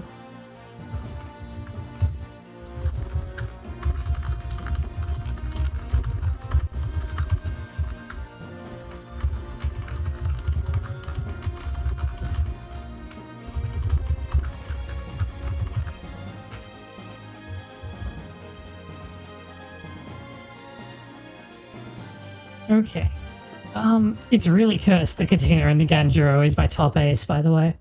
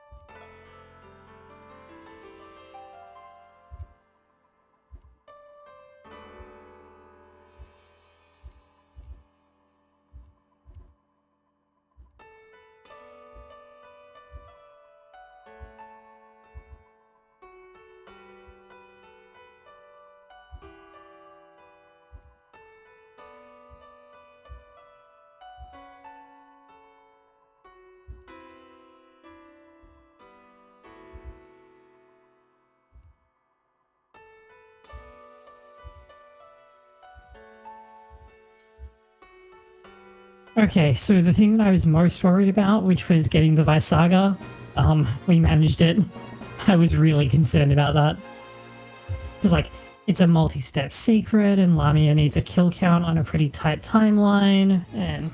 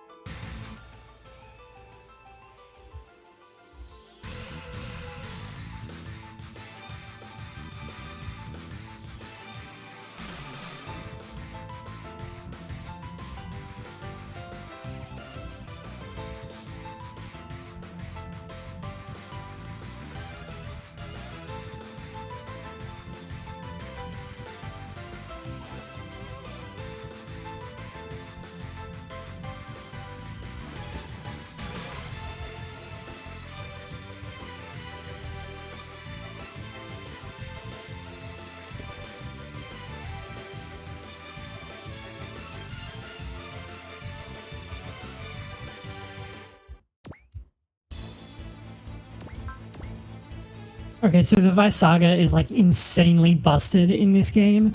In the GBA original version, it was exclusively available on New Game Plus, and like you could solo the game with it. That's not an exaggeration. People did that like all the time. It has an AB field, it has a shield, which makes it even better because it didn't have that originally. It has default S ranks in all terrain except water, and then it has an A rank in the water. It has full block, it has after image. And its weapons have like A+, but mostly S ranks in all terrain. And Radiant Blade is absurdly powerful.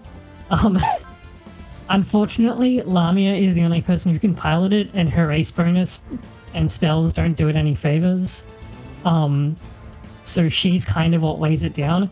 There's also the fact that, the Ash Saver, which is the other possible secret, anyone can use that, and the Angel G gets upgraded after this stage, but nobody but Lamia can pilot the Angel G either, so you end up with like 2 good mechs, but you can only use one of them, so arguably the Ash Saver is actually the better choice. But the Vaisaga kind of stops being so good in later games, so I wanted to get a romp in with it while it's still like really overpowered in this game.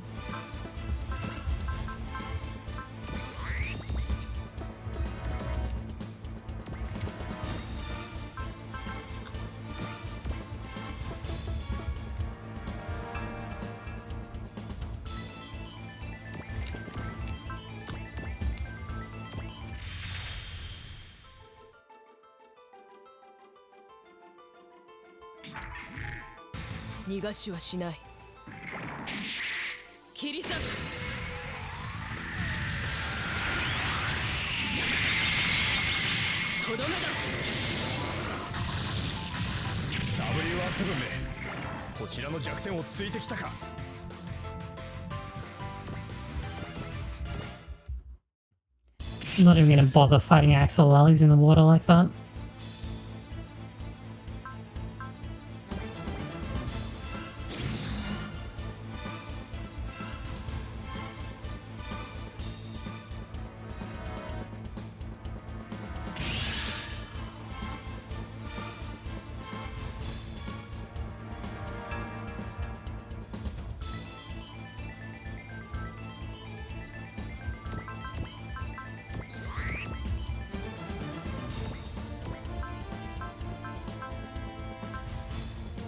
But yeah, Radiant Blade is also like incredibly cost efficient for how powerful it is.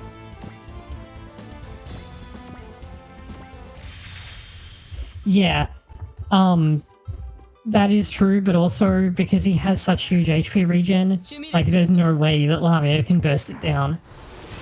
So instead, I'm going to do some damage to the other units before the fight really starts.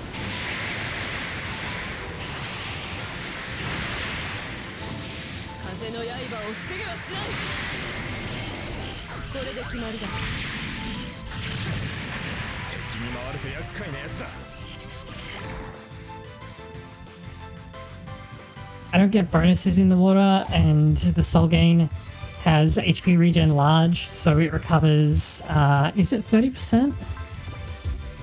Yeah, 30% of its maximum HP, which is way more damage than Lamia can do, even in 2 hits. So, I'm like, not even gonna try.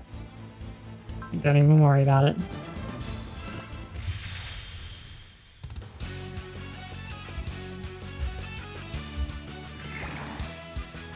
W17 俺が完全に壊してやるそこだ玄武砲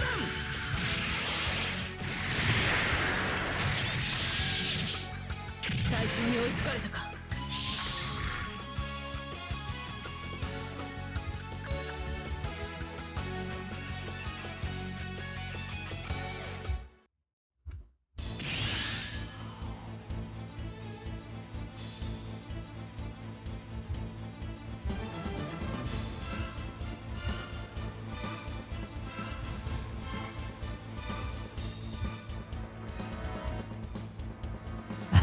I think that an alarm sound was meant to play there, but it didn't.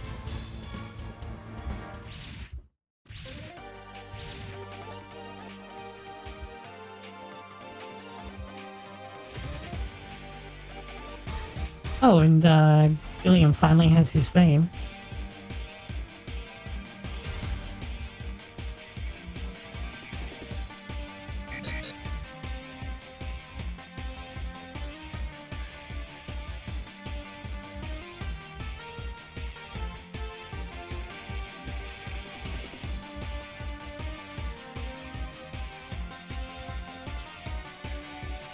Because it has a big mustache.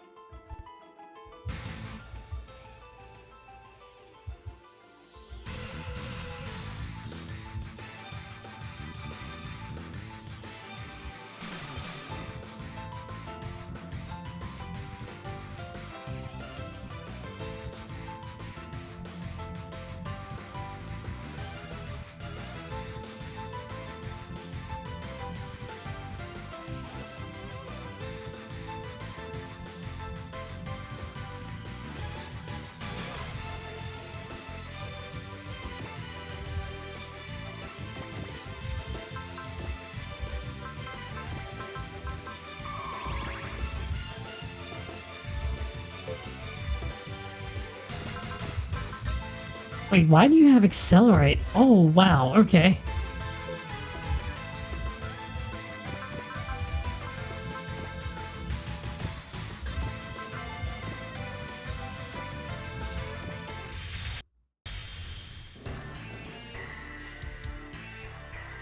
Because he usually doesn't.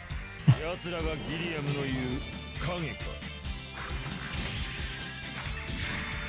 貫けドリルブーストナックル。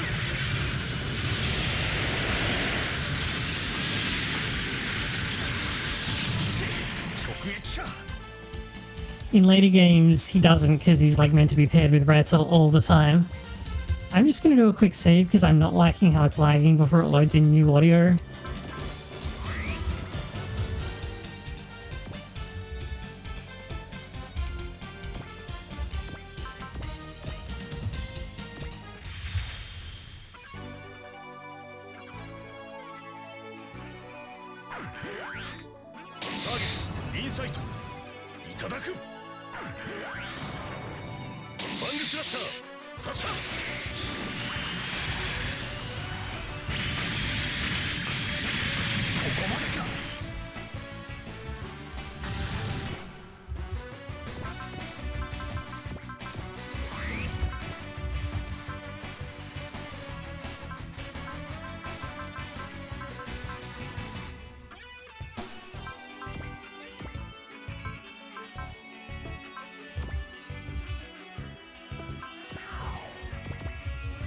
Can you? Yes, you can. Okay, nice.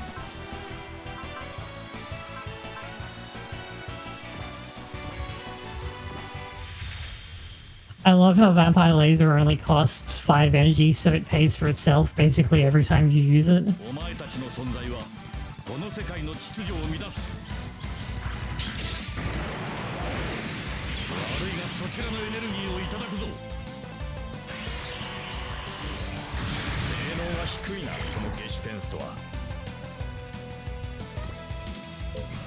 Because it does...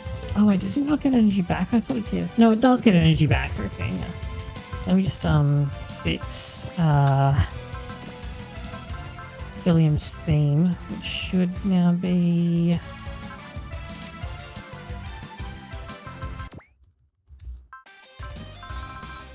not that.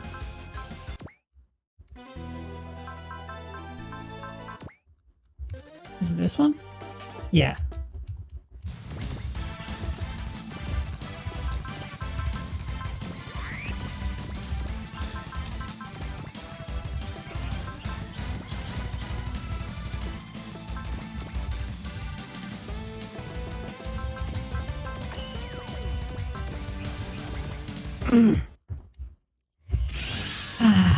I did all of that and then I fumbled the controller.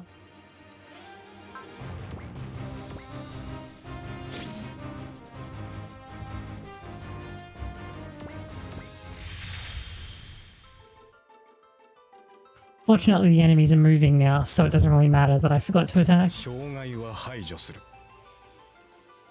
I am pretty certain that he didn't have it in OG2. Also fairly certain that he doesn't have it in later games, but I could be wrong about that. Maybe it just costs more in later games.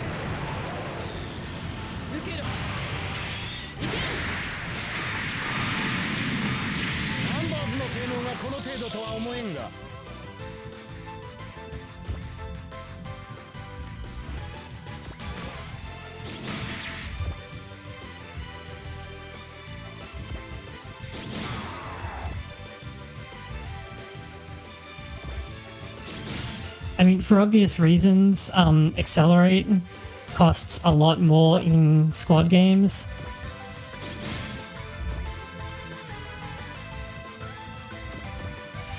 Because it's kind of good being able to buff like 3 or 4 units with +3 move.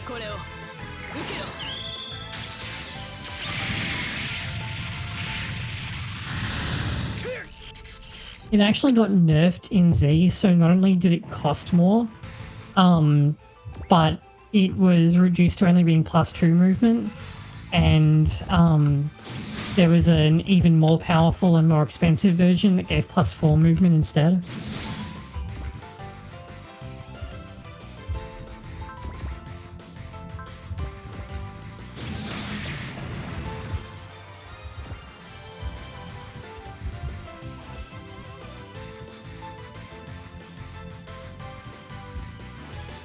Sorry, I had a moment there where I just tried to cough up a lung.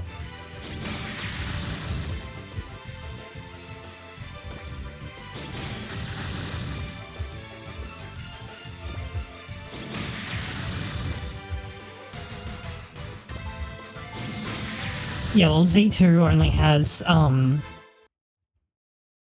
single units, and then in Z3 it's only 2 units, so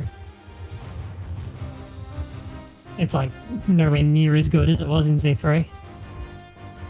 Or in, and one of the reasons that it's nerfed in OGs2 and onwards in terms of like cost is that from OGs2 onwards you start by deploying in twin units, but you can still disband, but you don't, so like it's really easy to have like to include people for like 1-turn acceleration purposes, and then you can like split them up and do whatever.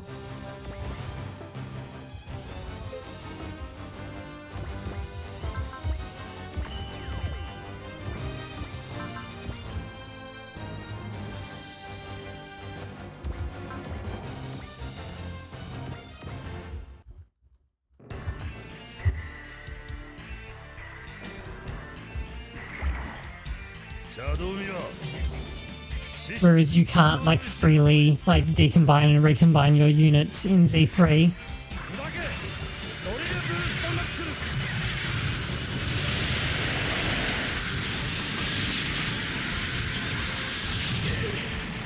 というパワーだあの突起は。今度こそ目的を果たすために。その程度ではグルンガストに傷一つつけられんぞ。昔と同じ連携の呼吸だな。 I mean, the Type 0 also had a rocket punch. It's not until Daigen... In fact, in later games, Daigengar gets its default weapons back and it also has a rocket punch.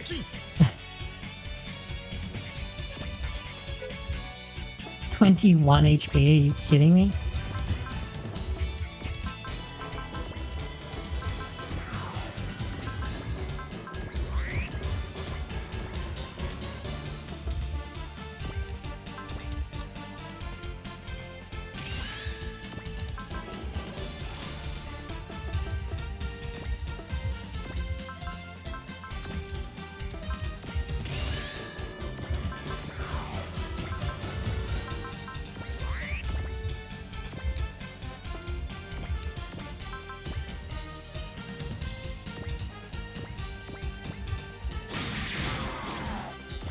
$14 HP?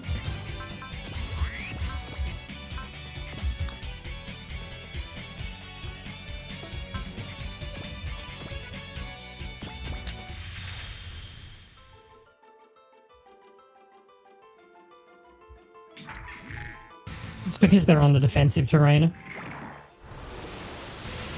音速を超えて切り込む。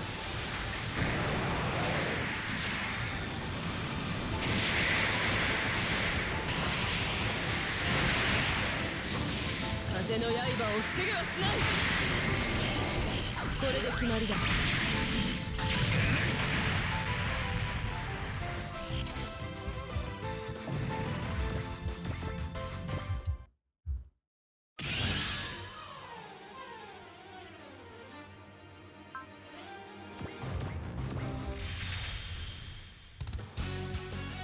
Oh, this is cool. You rarely get to see him actually use Soaring Scissor, because like often by the time it becomes relevant, he's like skipped straight ahead to Kirin. 予測通り。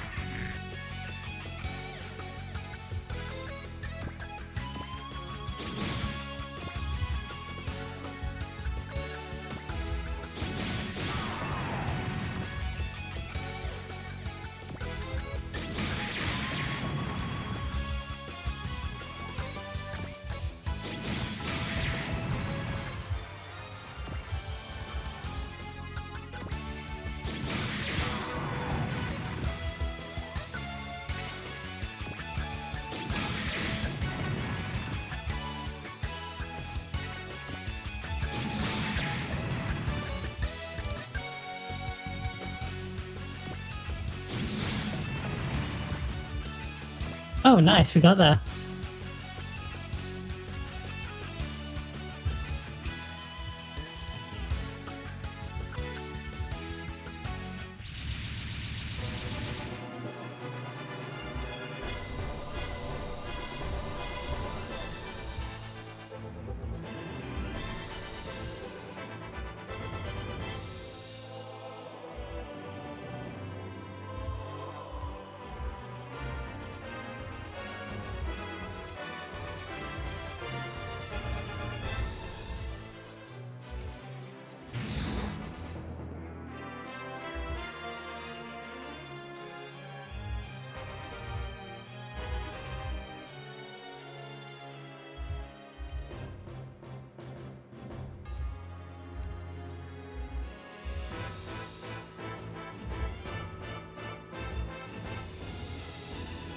This is pretty much all new, by the way. Like, Gilliam being, like a character, like a pre-existing character is in the GBA version, but like all of this stuff is new for OGs because they like drilled down on the plot that they wanted to do going forward once they realized that OGs was going to become like an actual series and not just a couple of like 1 or 2 off games.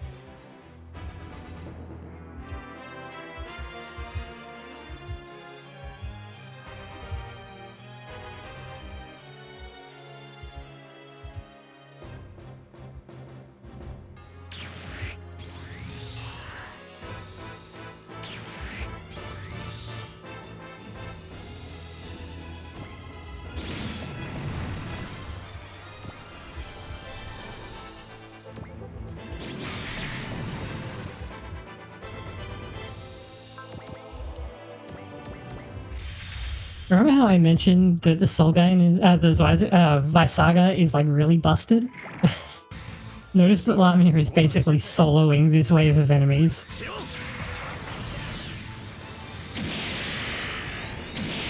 風のごとく舞い、それがバイサーガ。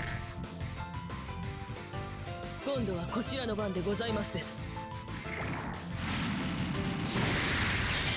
限界まで加速する。この斬撃、かわせはしまい。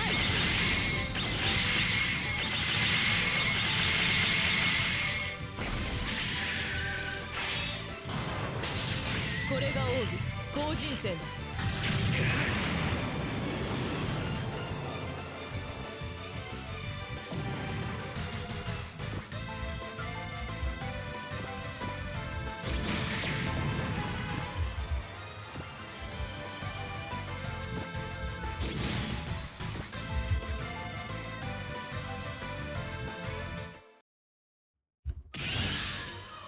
Like, every enemy that could reach her almost, like, died.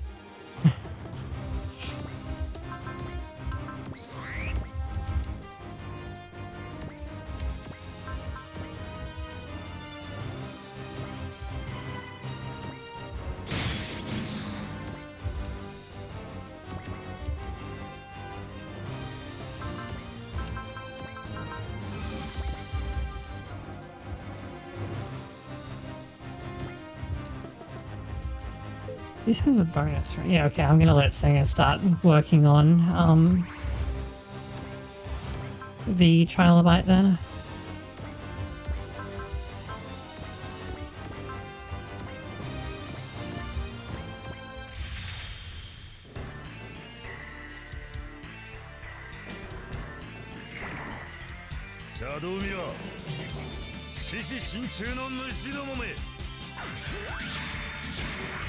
How many kanji would you like to use in a sentence, Senga? い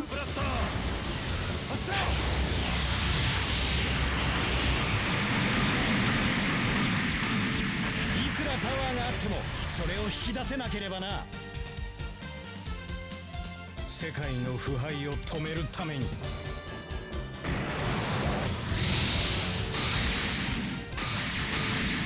その程度ではグランガストに傷一つつけられんぞ。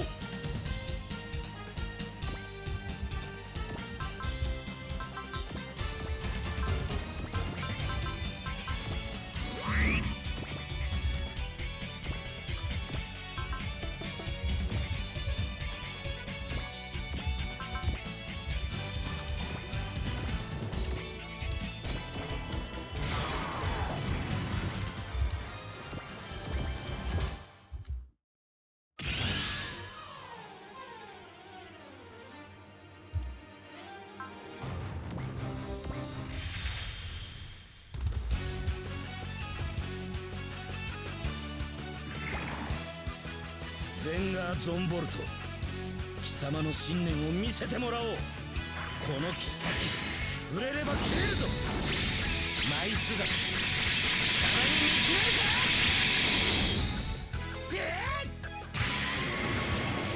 か。 I love the finisher for this attack though, it looks so sick.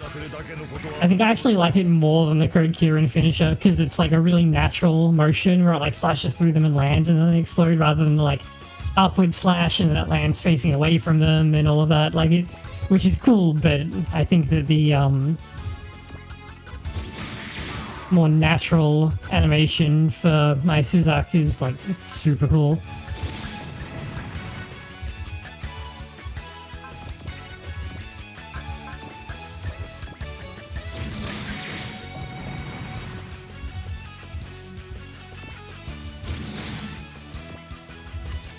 Meanwhile, Lamia is going to kill so many enemies over here that I think she's going to get enough PP for me to start buying in-fight, like, immediately.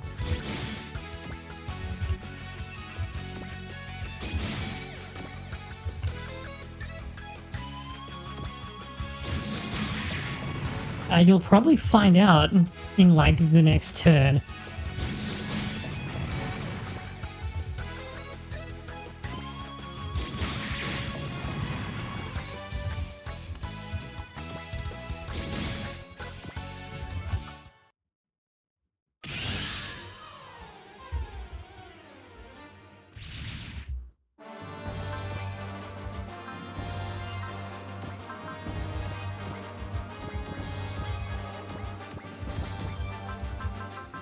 Oof, okay.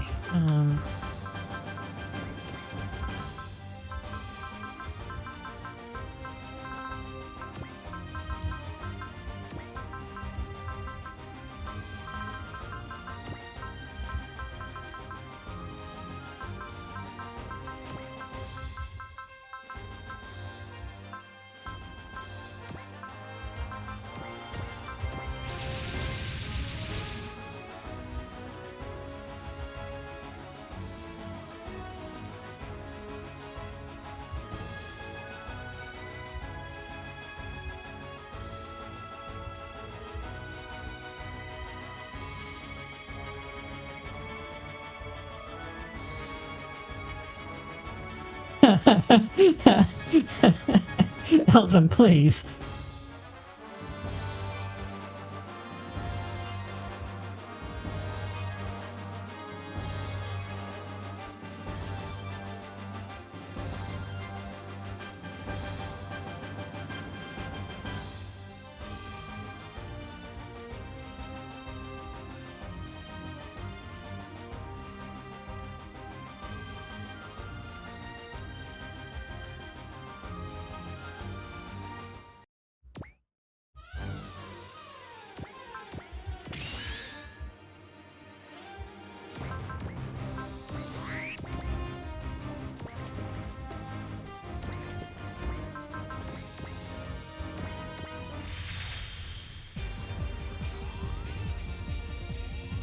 It really is. 私の念とともにいけフィーリングバーナ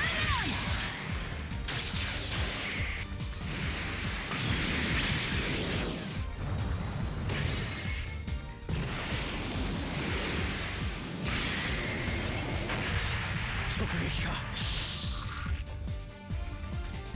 敵機行動パターン予測。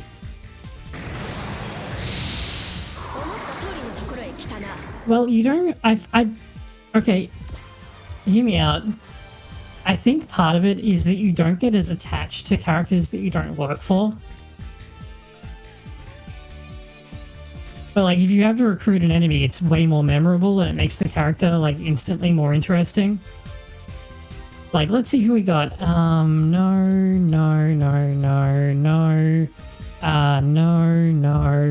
Yes, no. Yes,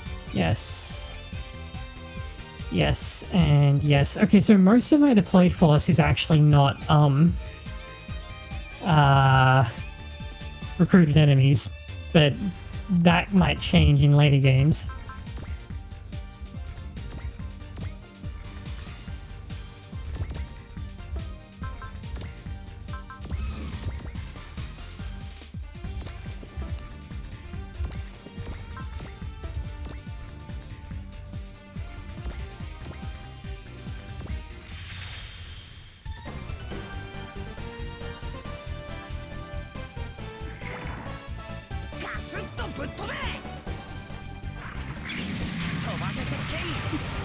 Okay, what do you actually...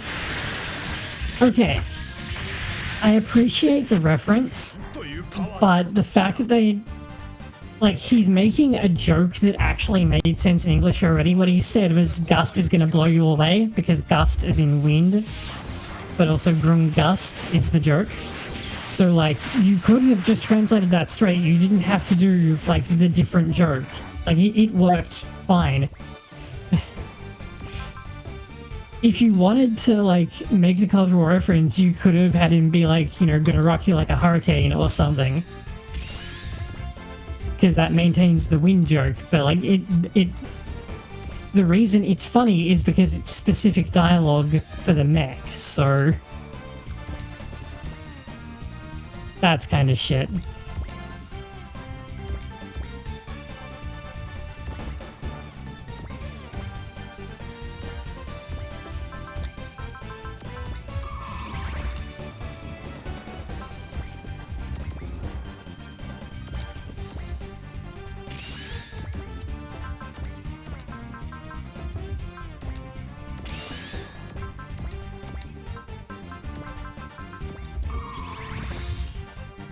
Actually, on second thought, I like that a lot less because, like, one of the things that makes OGs specifically really cool is the amount of specific dialogue that characters have for being in various mechs.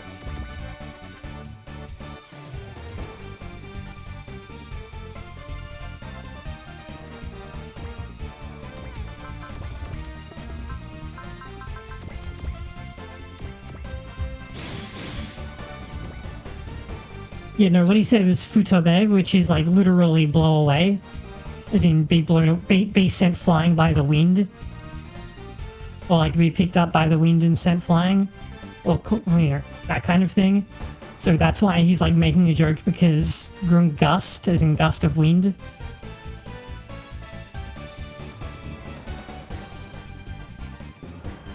Oh, that, yeah. I was talking about the opening line, yeah. But like, so the way that they translated that kind of didn't carry out the specific dialogue as well as it could have. Like, it was still there, but it wasn't as good.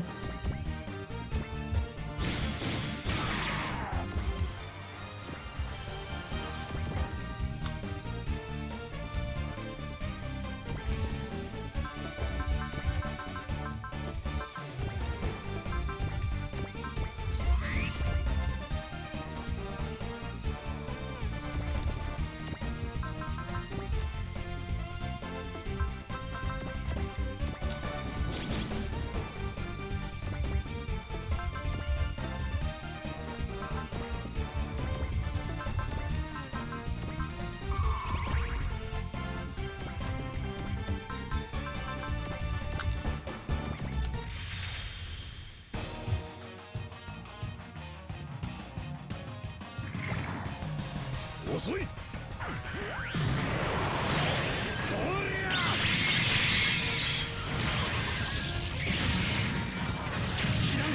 訴訟は中程度。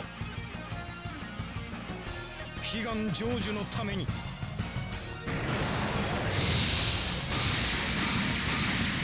そんなものでこの甲斐北村を止めることはできんぞ。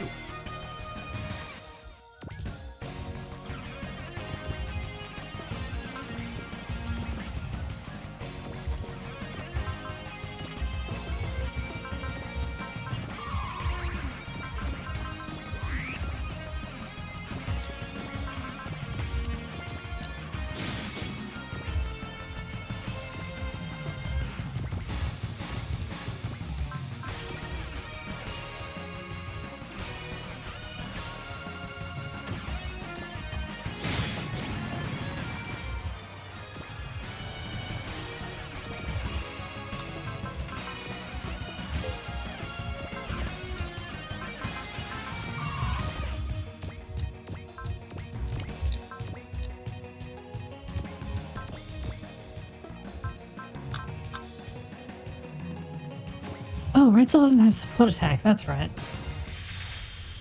I genuinely forgot that.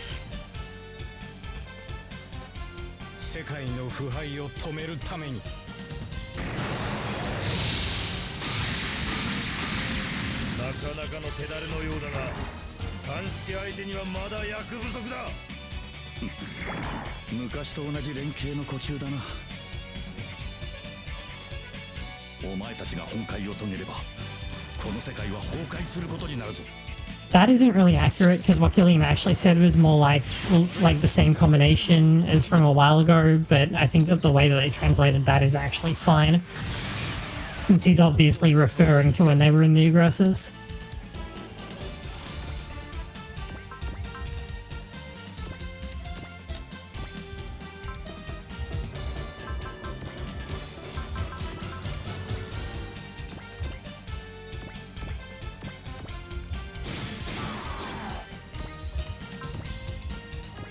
should have moved him over to the Hiryu so that he could be resupplied. That's alright.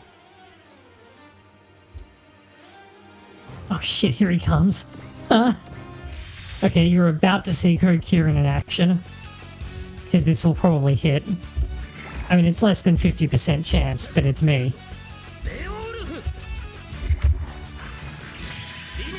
But he actually said it was more like, let's settle this. Petsuotsuka is always more like, we'll draw, is like drawing to a close. So that was pretty inaccurate.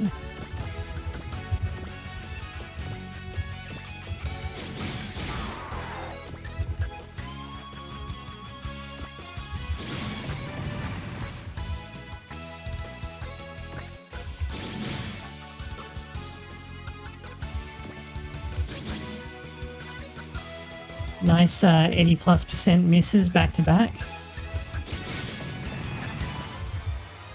Okay, but then Tasuku dodges a 95% hit chance and hits his own 52%. Like, what is this luck?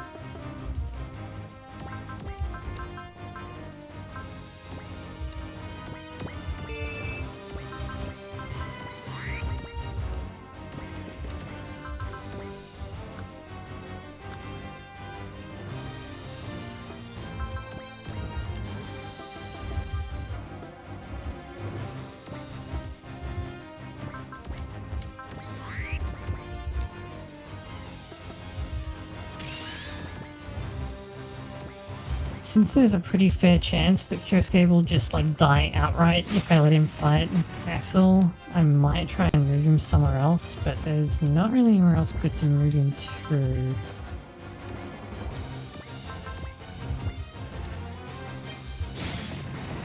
Oh, and on this stage you have to make Axel retreat, like there's no compromise. Like he won't just leave after time is up.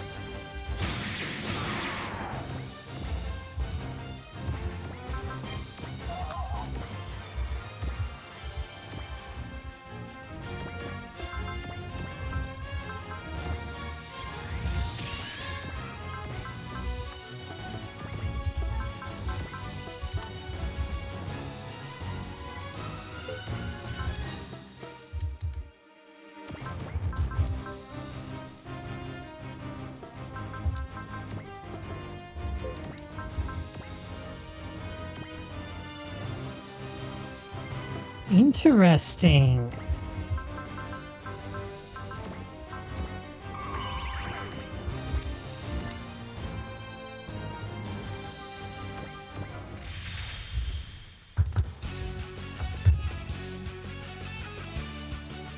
The Soul Gain only has robot block, not pilot block.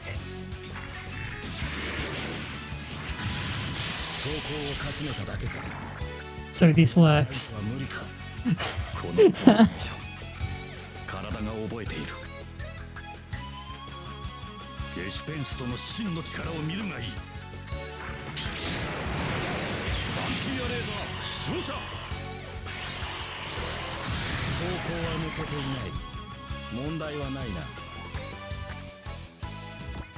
So Axel doesn't get to do anything until my next turn now.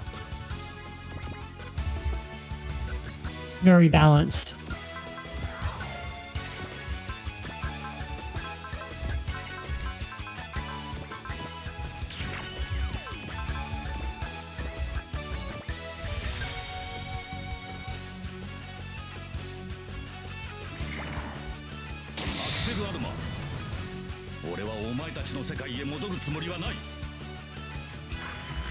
The Wildwurger L has a unique weapon called Stun. In this game, it's called Stun Shock, which inflicts actions disabled on the target if it hits, which is a pilot effect, which just stops the unit from doing anything until the start of the next player phase.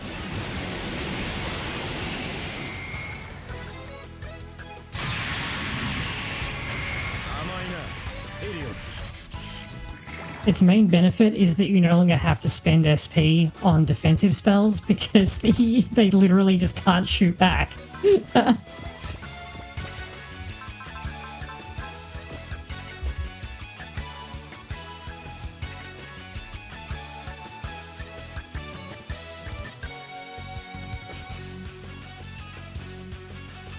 So normally this is kind of a gimmick because most like major bosses have either pilot block or full block, which is both pilot block and full block and robot block in one skill. But notice how Kai has Pierce, or Fury as it was called in the GBA. Those count as defensive abilities, so it nullifies them, so you can stun any enemy in the game. Now, Stun Shot normally only has one ammo, which is why I loaded the unit down with 3 cartridges.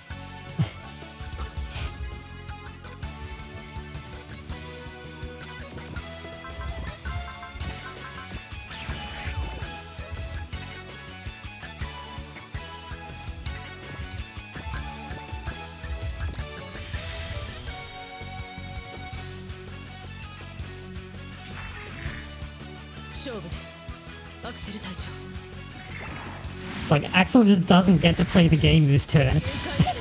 It's so stupid. They never let you do this again. I'm actually even let you like keep doing it in the PS2 version, but then again they kept the Vaisaga in and even made it like easy to use. So I mean, the audience for like original generations was people who play the GBA games, so it makes sense because you're kind of like replaying it again. So in a sense, you're like already on a New Game Plus, but yeah, it's really dumb.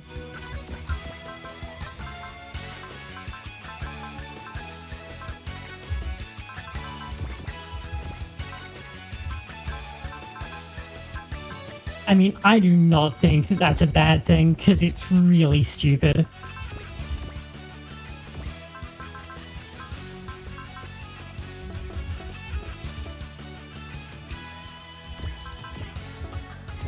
I'm not going to be able to do enough damage to you this turn, am I? Oh shit, I may have fucked up. Wait, no, I think I'll manage, but,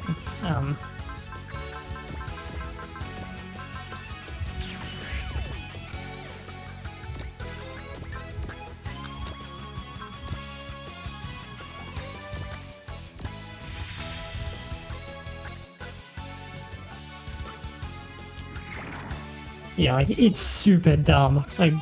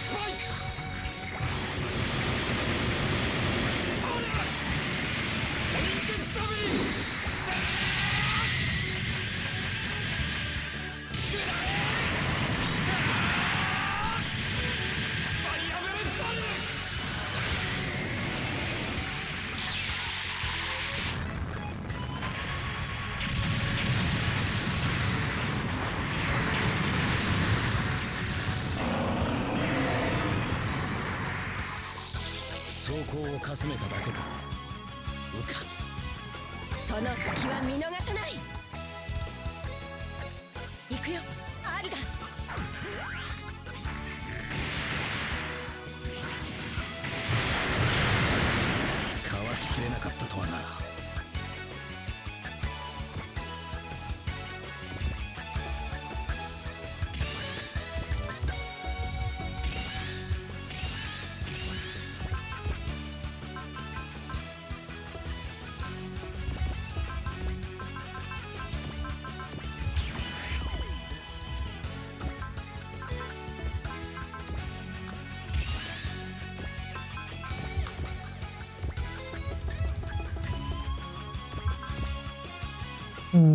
Probably better to save that for next turn, I think.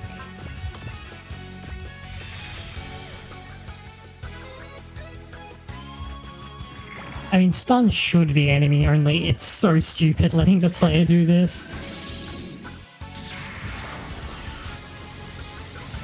In fact, they even made it easier in this game, because in the GBA games,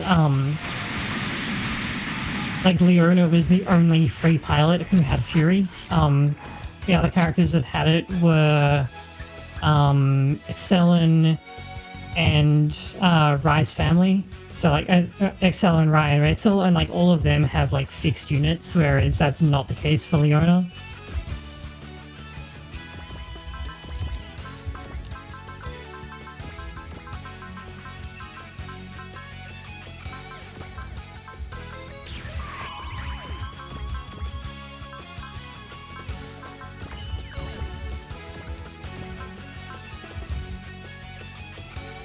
I need to find a better spot to shoot from. Oh, over here will be fine for the moment.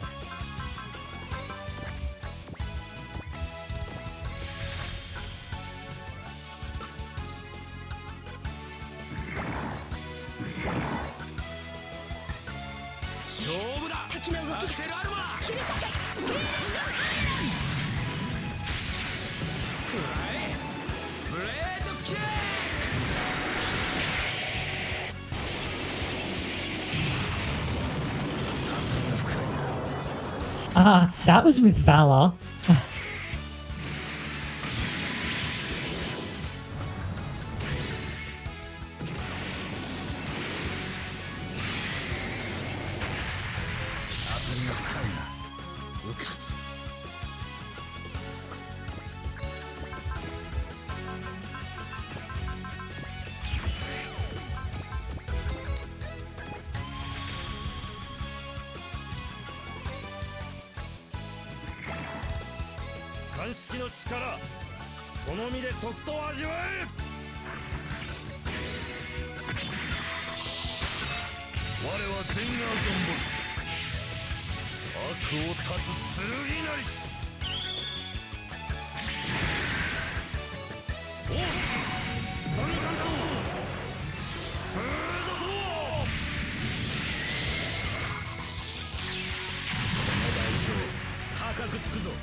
Yeah, okay, so he's gonna get back like just shy of 50,000 HP every turn. Like, just think about that for a minute.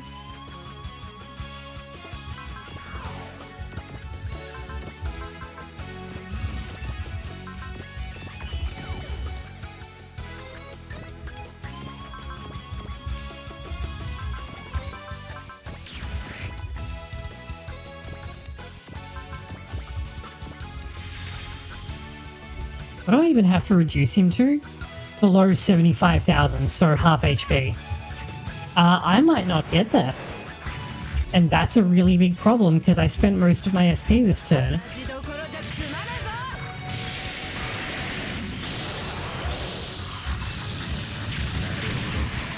That was with Valor. Like, that was double damage.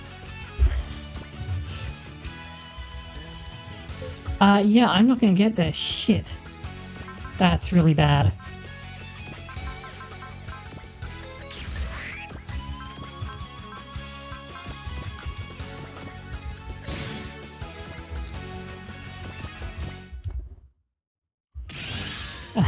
I'm kind of in trouble now.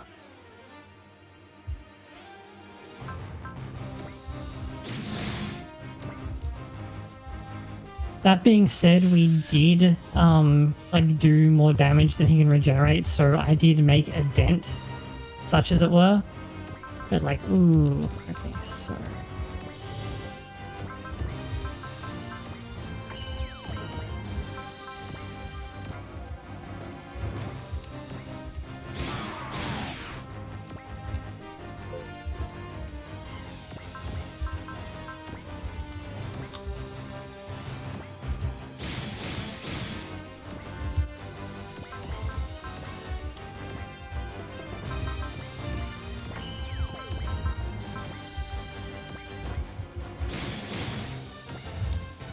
would you go down already? Actually, does someone have luck who is still available? Sugi does. Wonderful. Except he has enough to use Torrent Blade at this point, which I'm gonna want for the boss, so... Do you have enough for... No? Okay. But you don't have... Do you have Fortune, though? Yeah, you do. Okay, you'll do. No, you won't, because you only have... Because this isn't post-movement in this game. That's right. Okay, I'll just let Super do it. Ryoto do it, not just Super. Did I... No, he has robot blocks that one. You don't have PS, do you?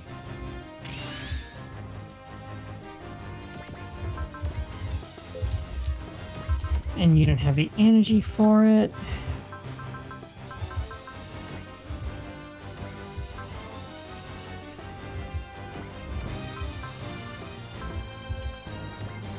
This is not good. Actually, wait a minute, hold on. How many kills does Lamia have on this map? 16 on just this map. Huh?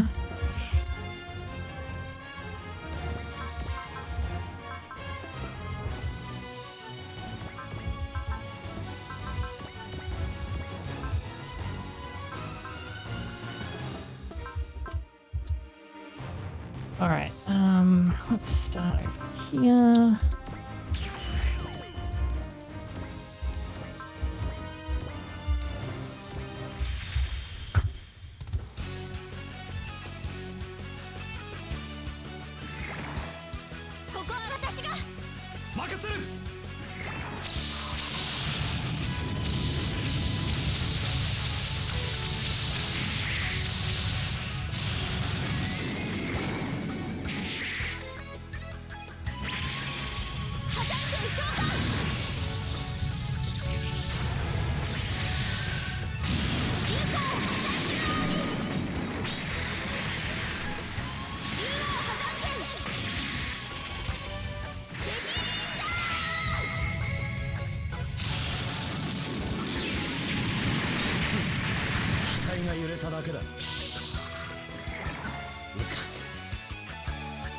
The first time that I played this game, like, you know how in OG1, like, lots of people get up to the Argan Rivale and just, like, never get past it?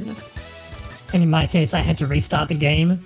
That happened to me in this game on this map because the Soul Gain is such a huge stumbling block.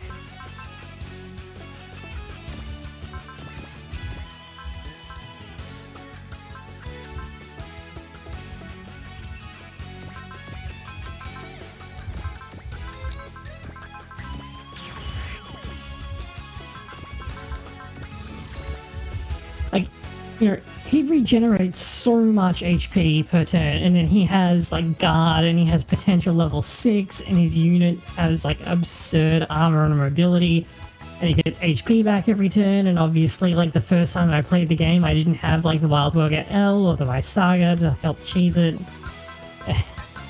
So it's just, like, incredibly, like, hard.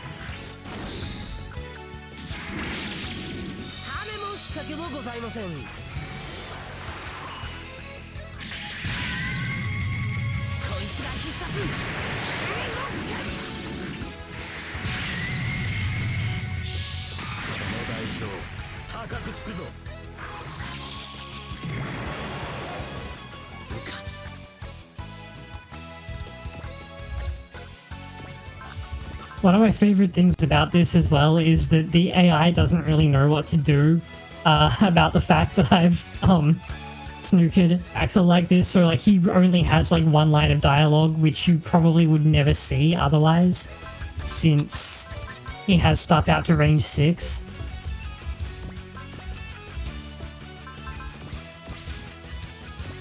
Wait, no, hold on. Join, but I want to separate. Because, yeah, we can do our formation.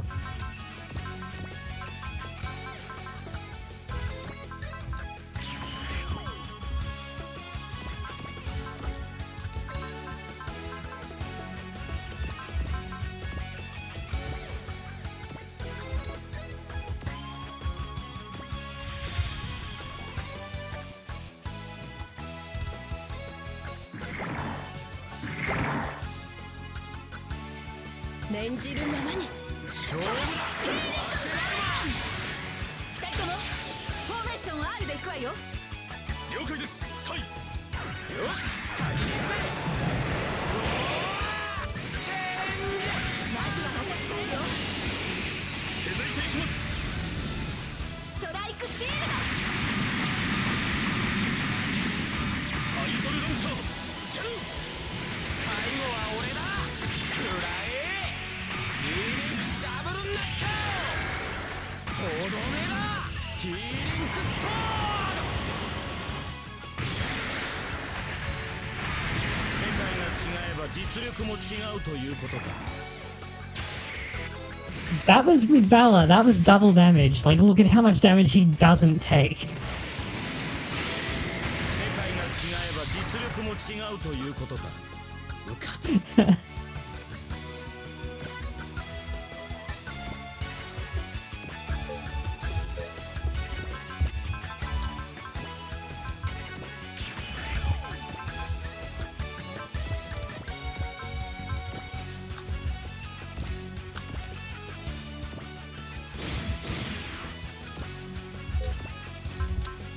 Because he has 1800 armor, 170 defense, and he has potential 6 and guard. Potential is prevail. That's what they called it in this. So, it's a lot. Like, for comparison, the Ganjuro has 2185 armor, and that's with a fair chunk of upgrades into it. Wildwurger L has 1960, so like it's up there. The ult has 2025, but I think Hirosuke's defense isn't that good or something. Yeah, his defense is pretty low. Urungus has 1980. This one has 1800. So he has the same armor as Senga's Grungus Type 3, and like it's meant to leave, you know, that much, like with this much armor and Senga's defense and like no abilities to make up for it. Except Senga's defense is 152, and he doesn't have guard, but he does have potential 5, whereas Axel has 170 defense and guard, which is reducing his damage by 30% in this game. Yeah, he's taking only 4/5 damage. Actually, what I should do is I should reduce his morale using Excellent.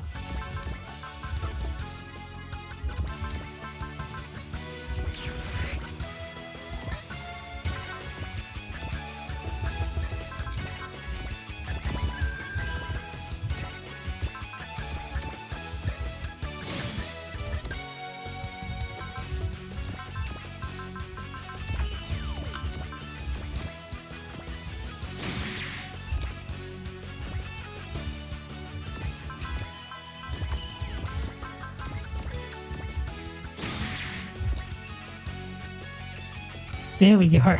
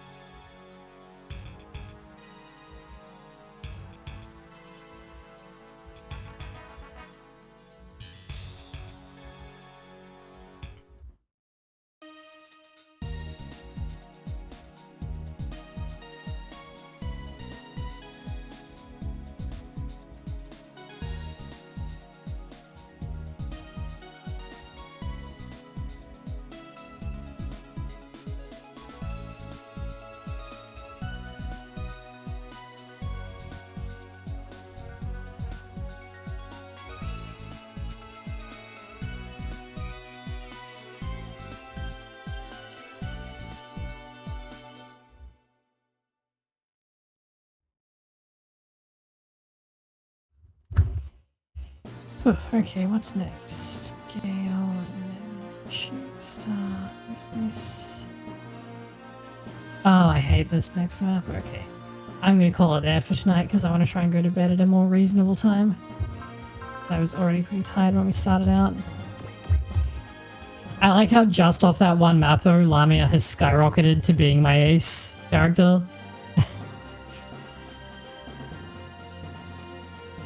Okay. No stream tomorrow. My schedule's up on Twitter and it's posted in my Discord. So you can check that out if you want to catch up on what I'm doing and what I'm planning on doing. If you're watching this on YouTube, please like the video if you did. It really helps out the channel. You know, leave a comment. I'll get back to you almost certainly. And I will see you guys in the next time. Have a good one.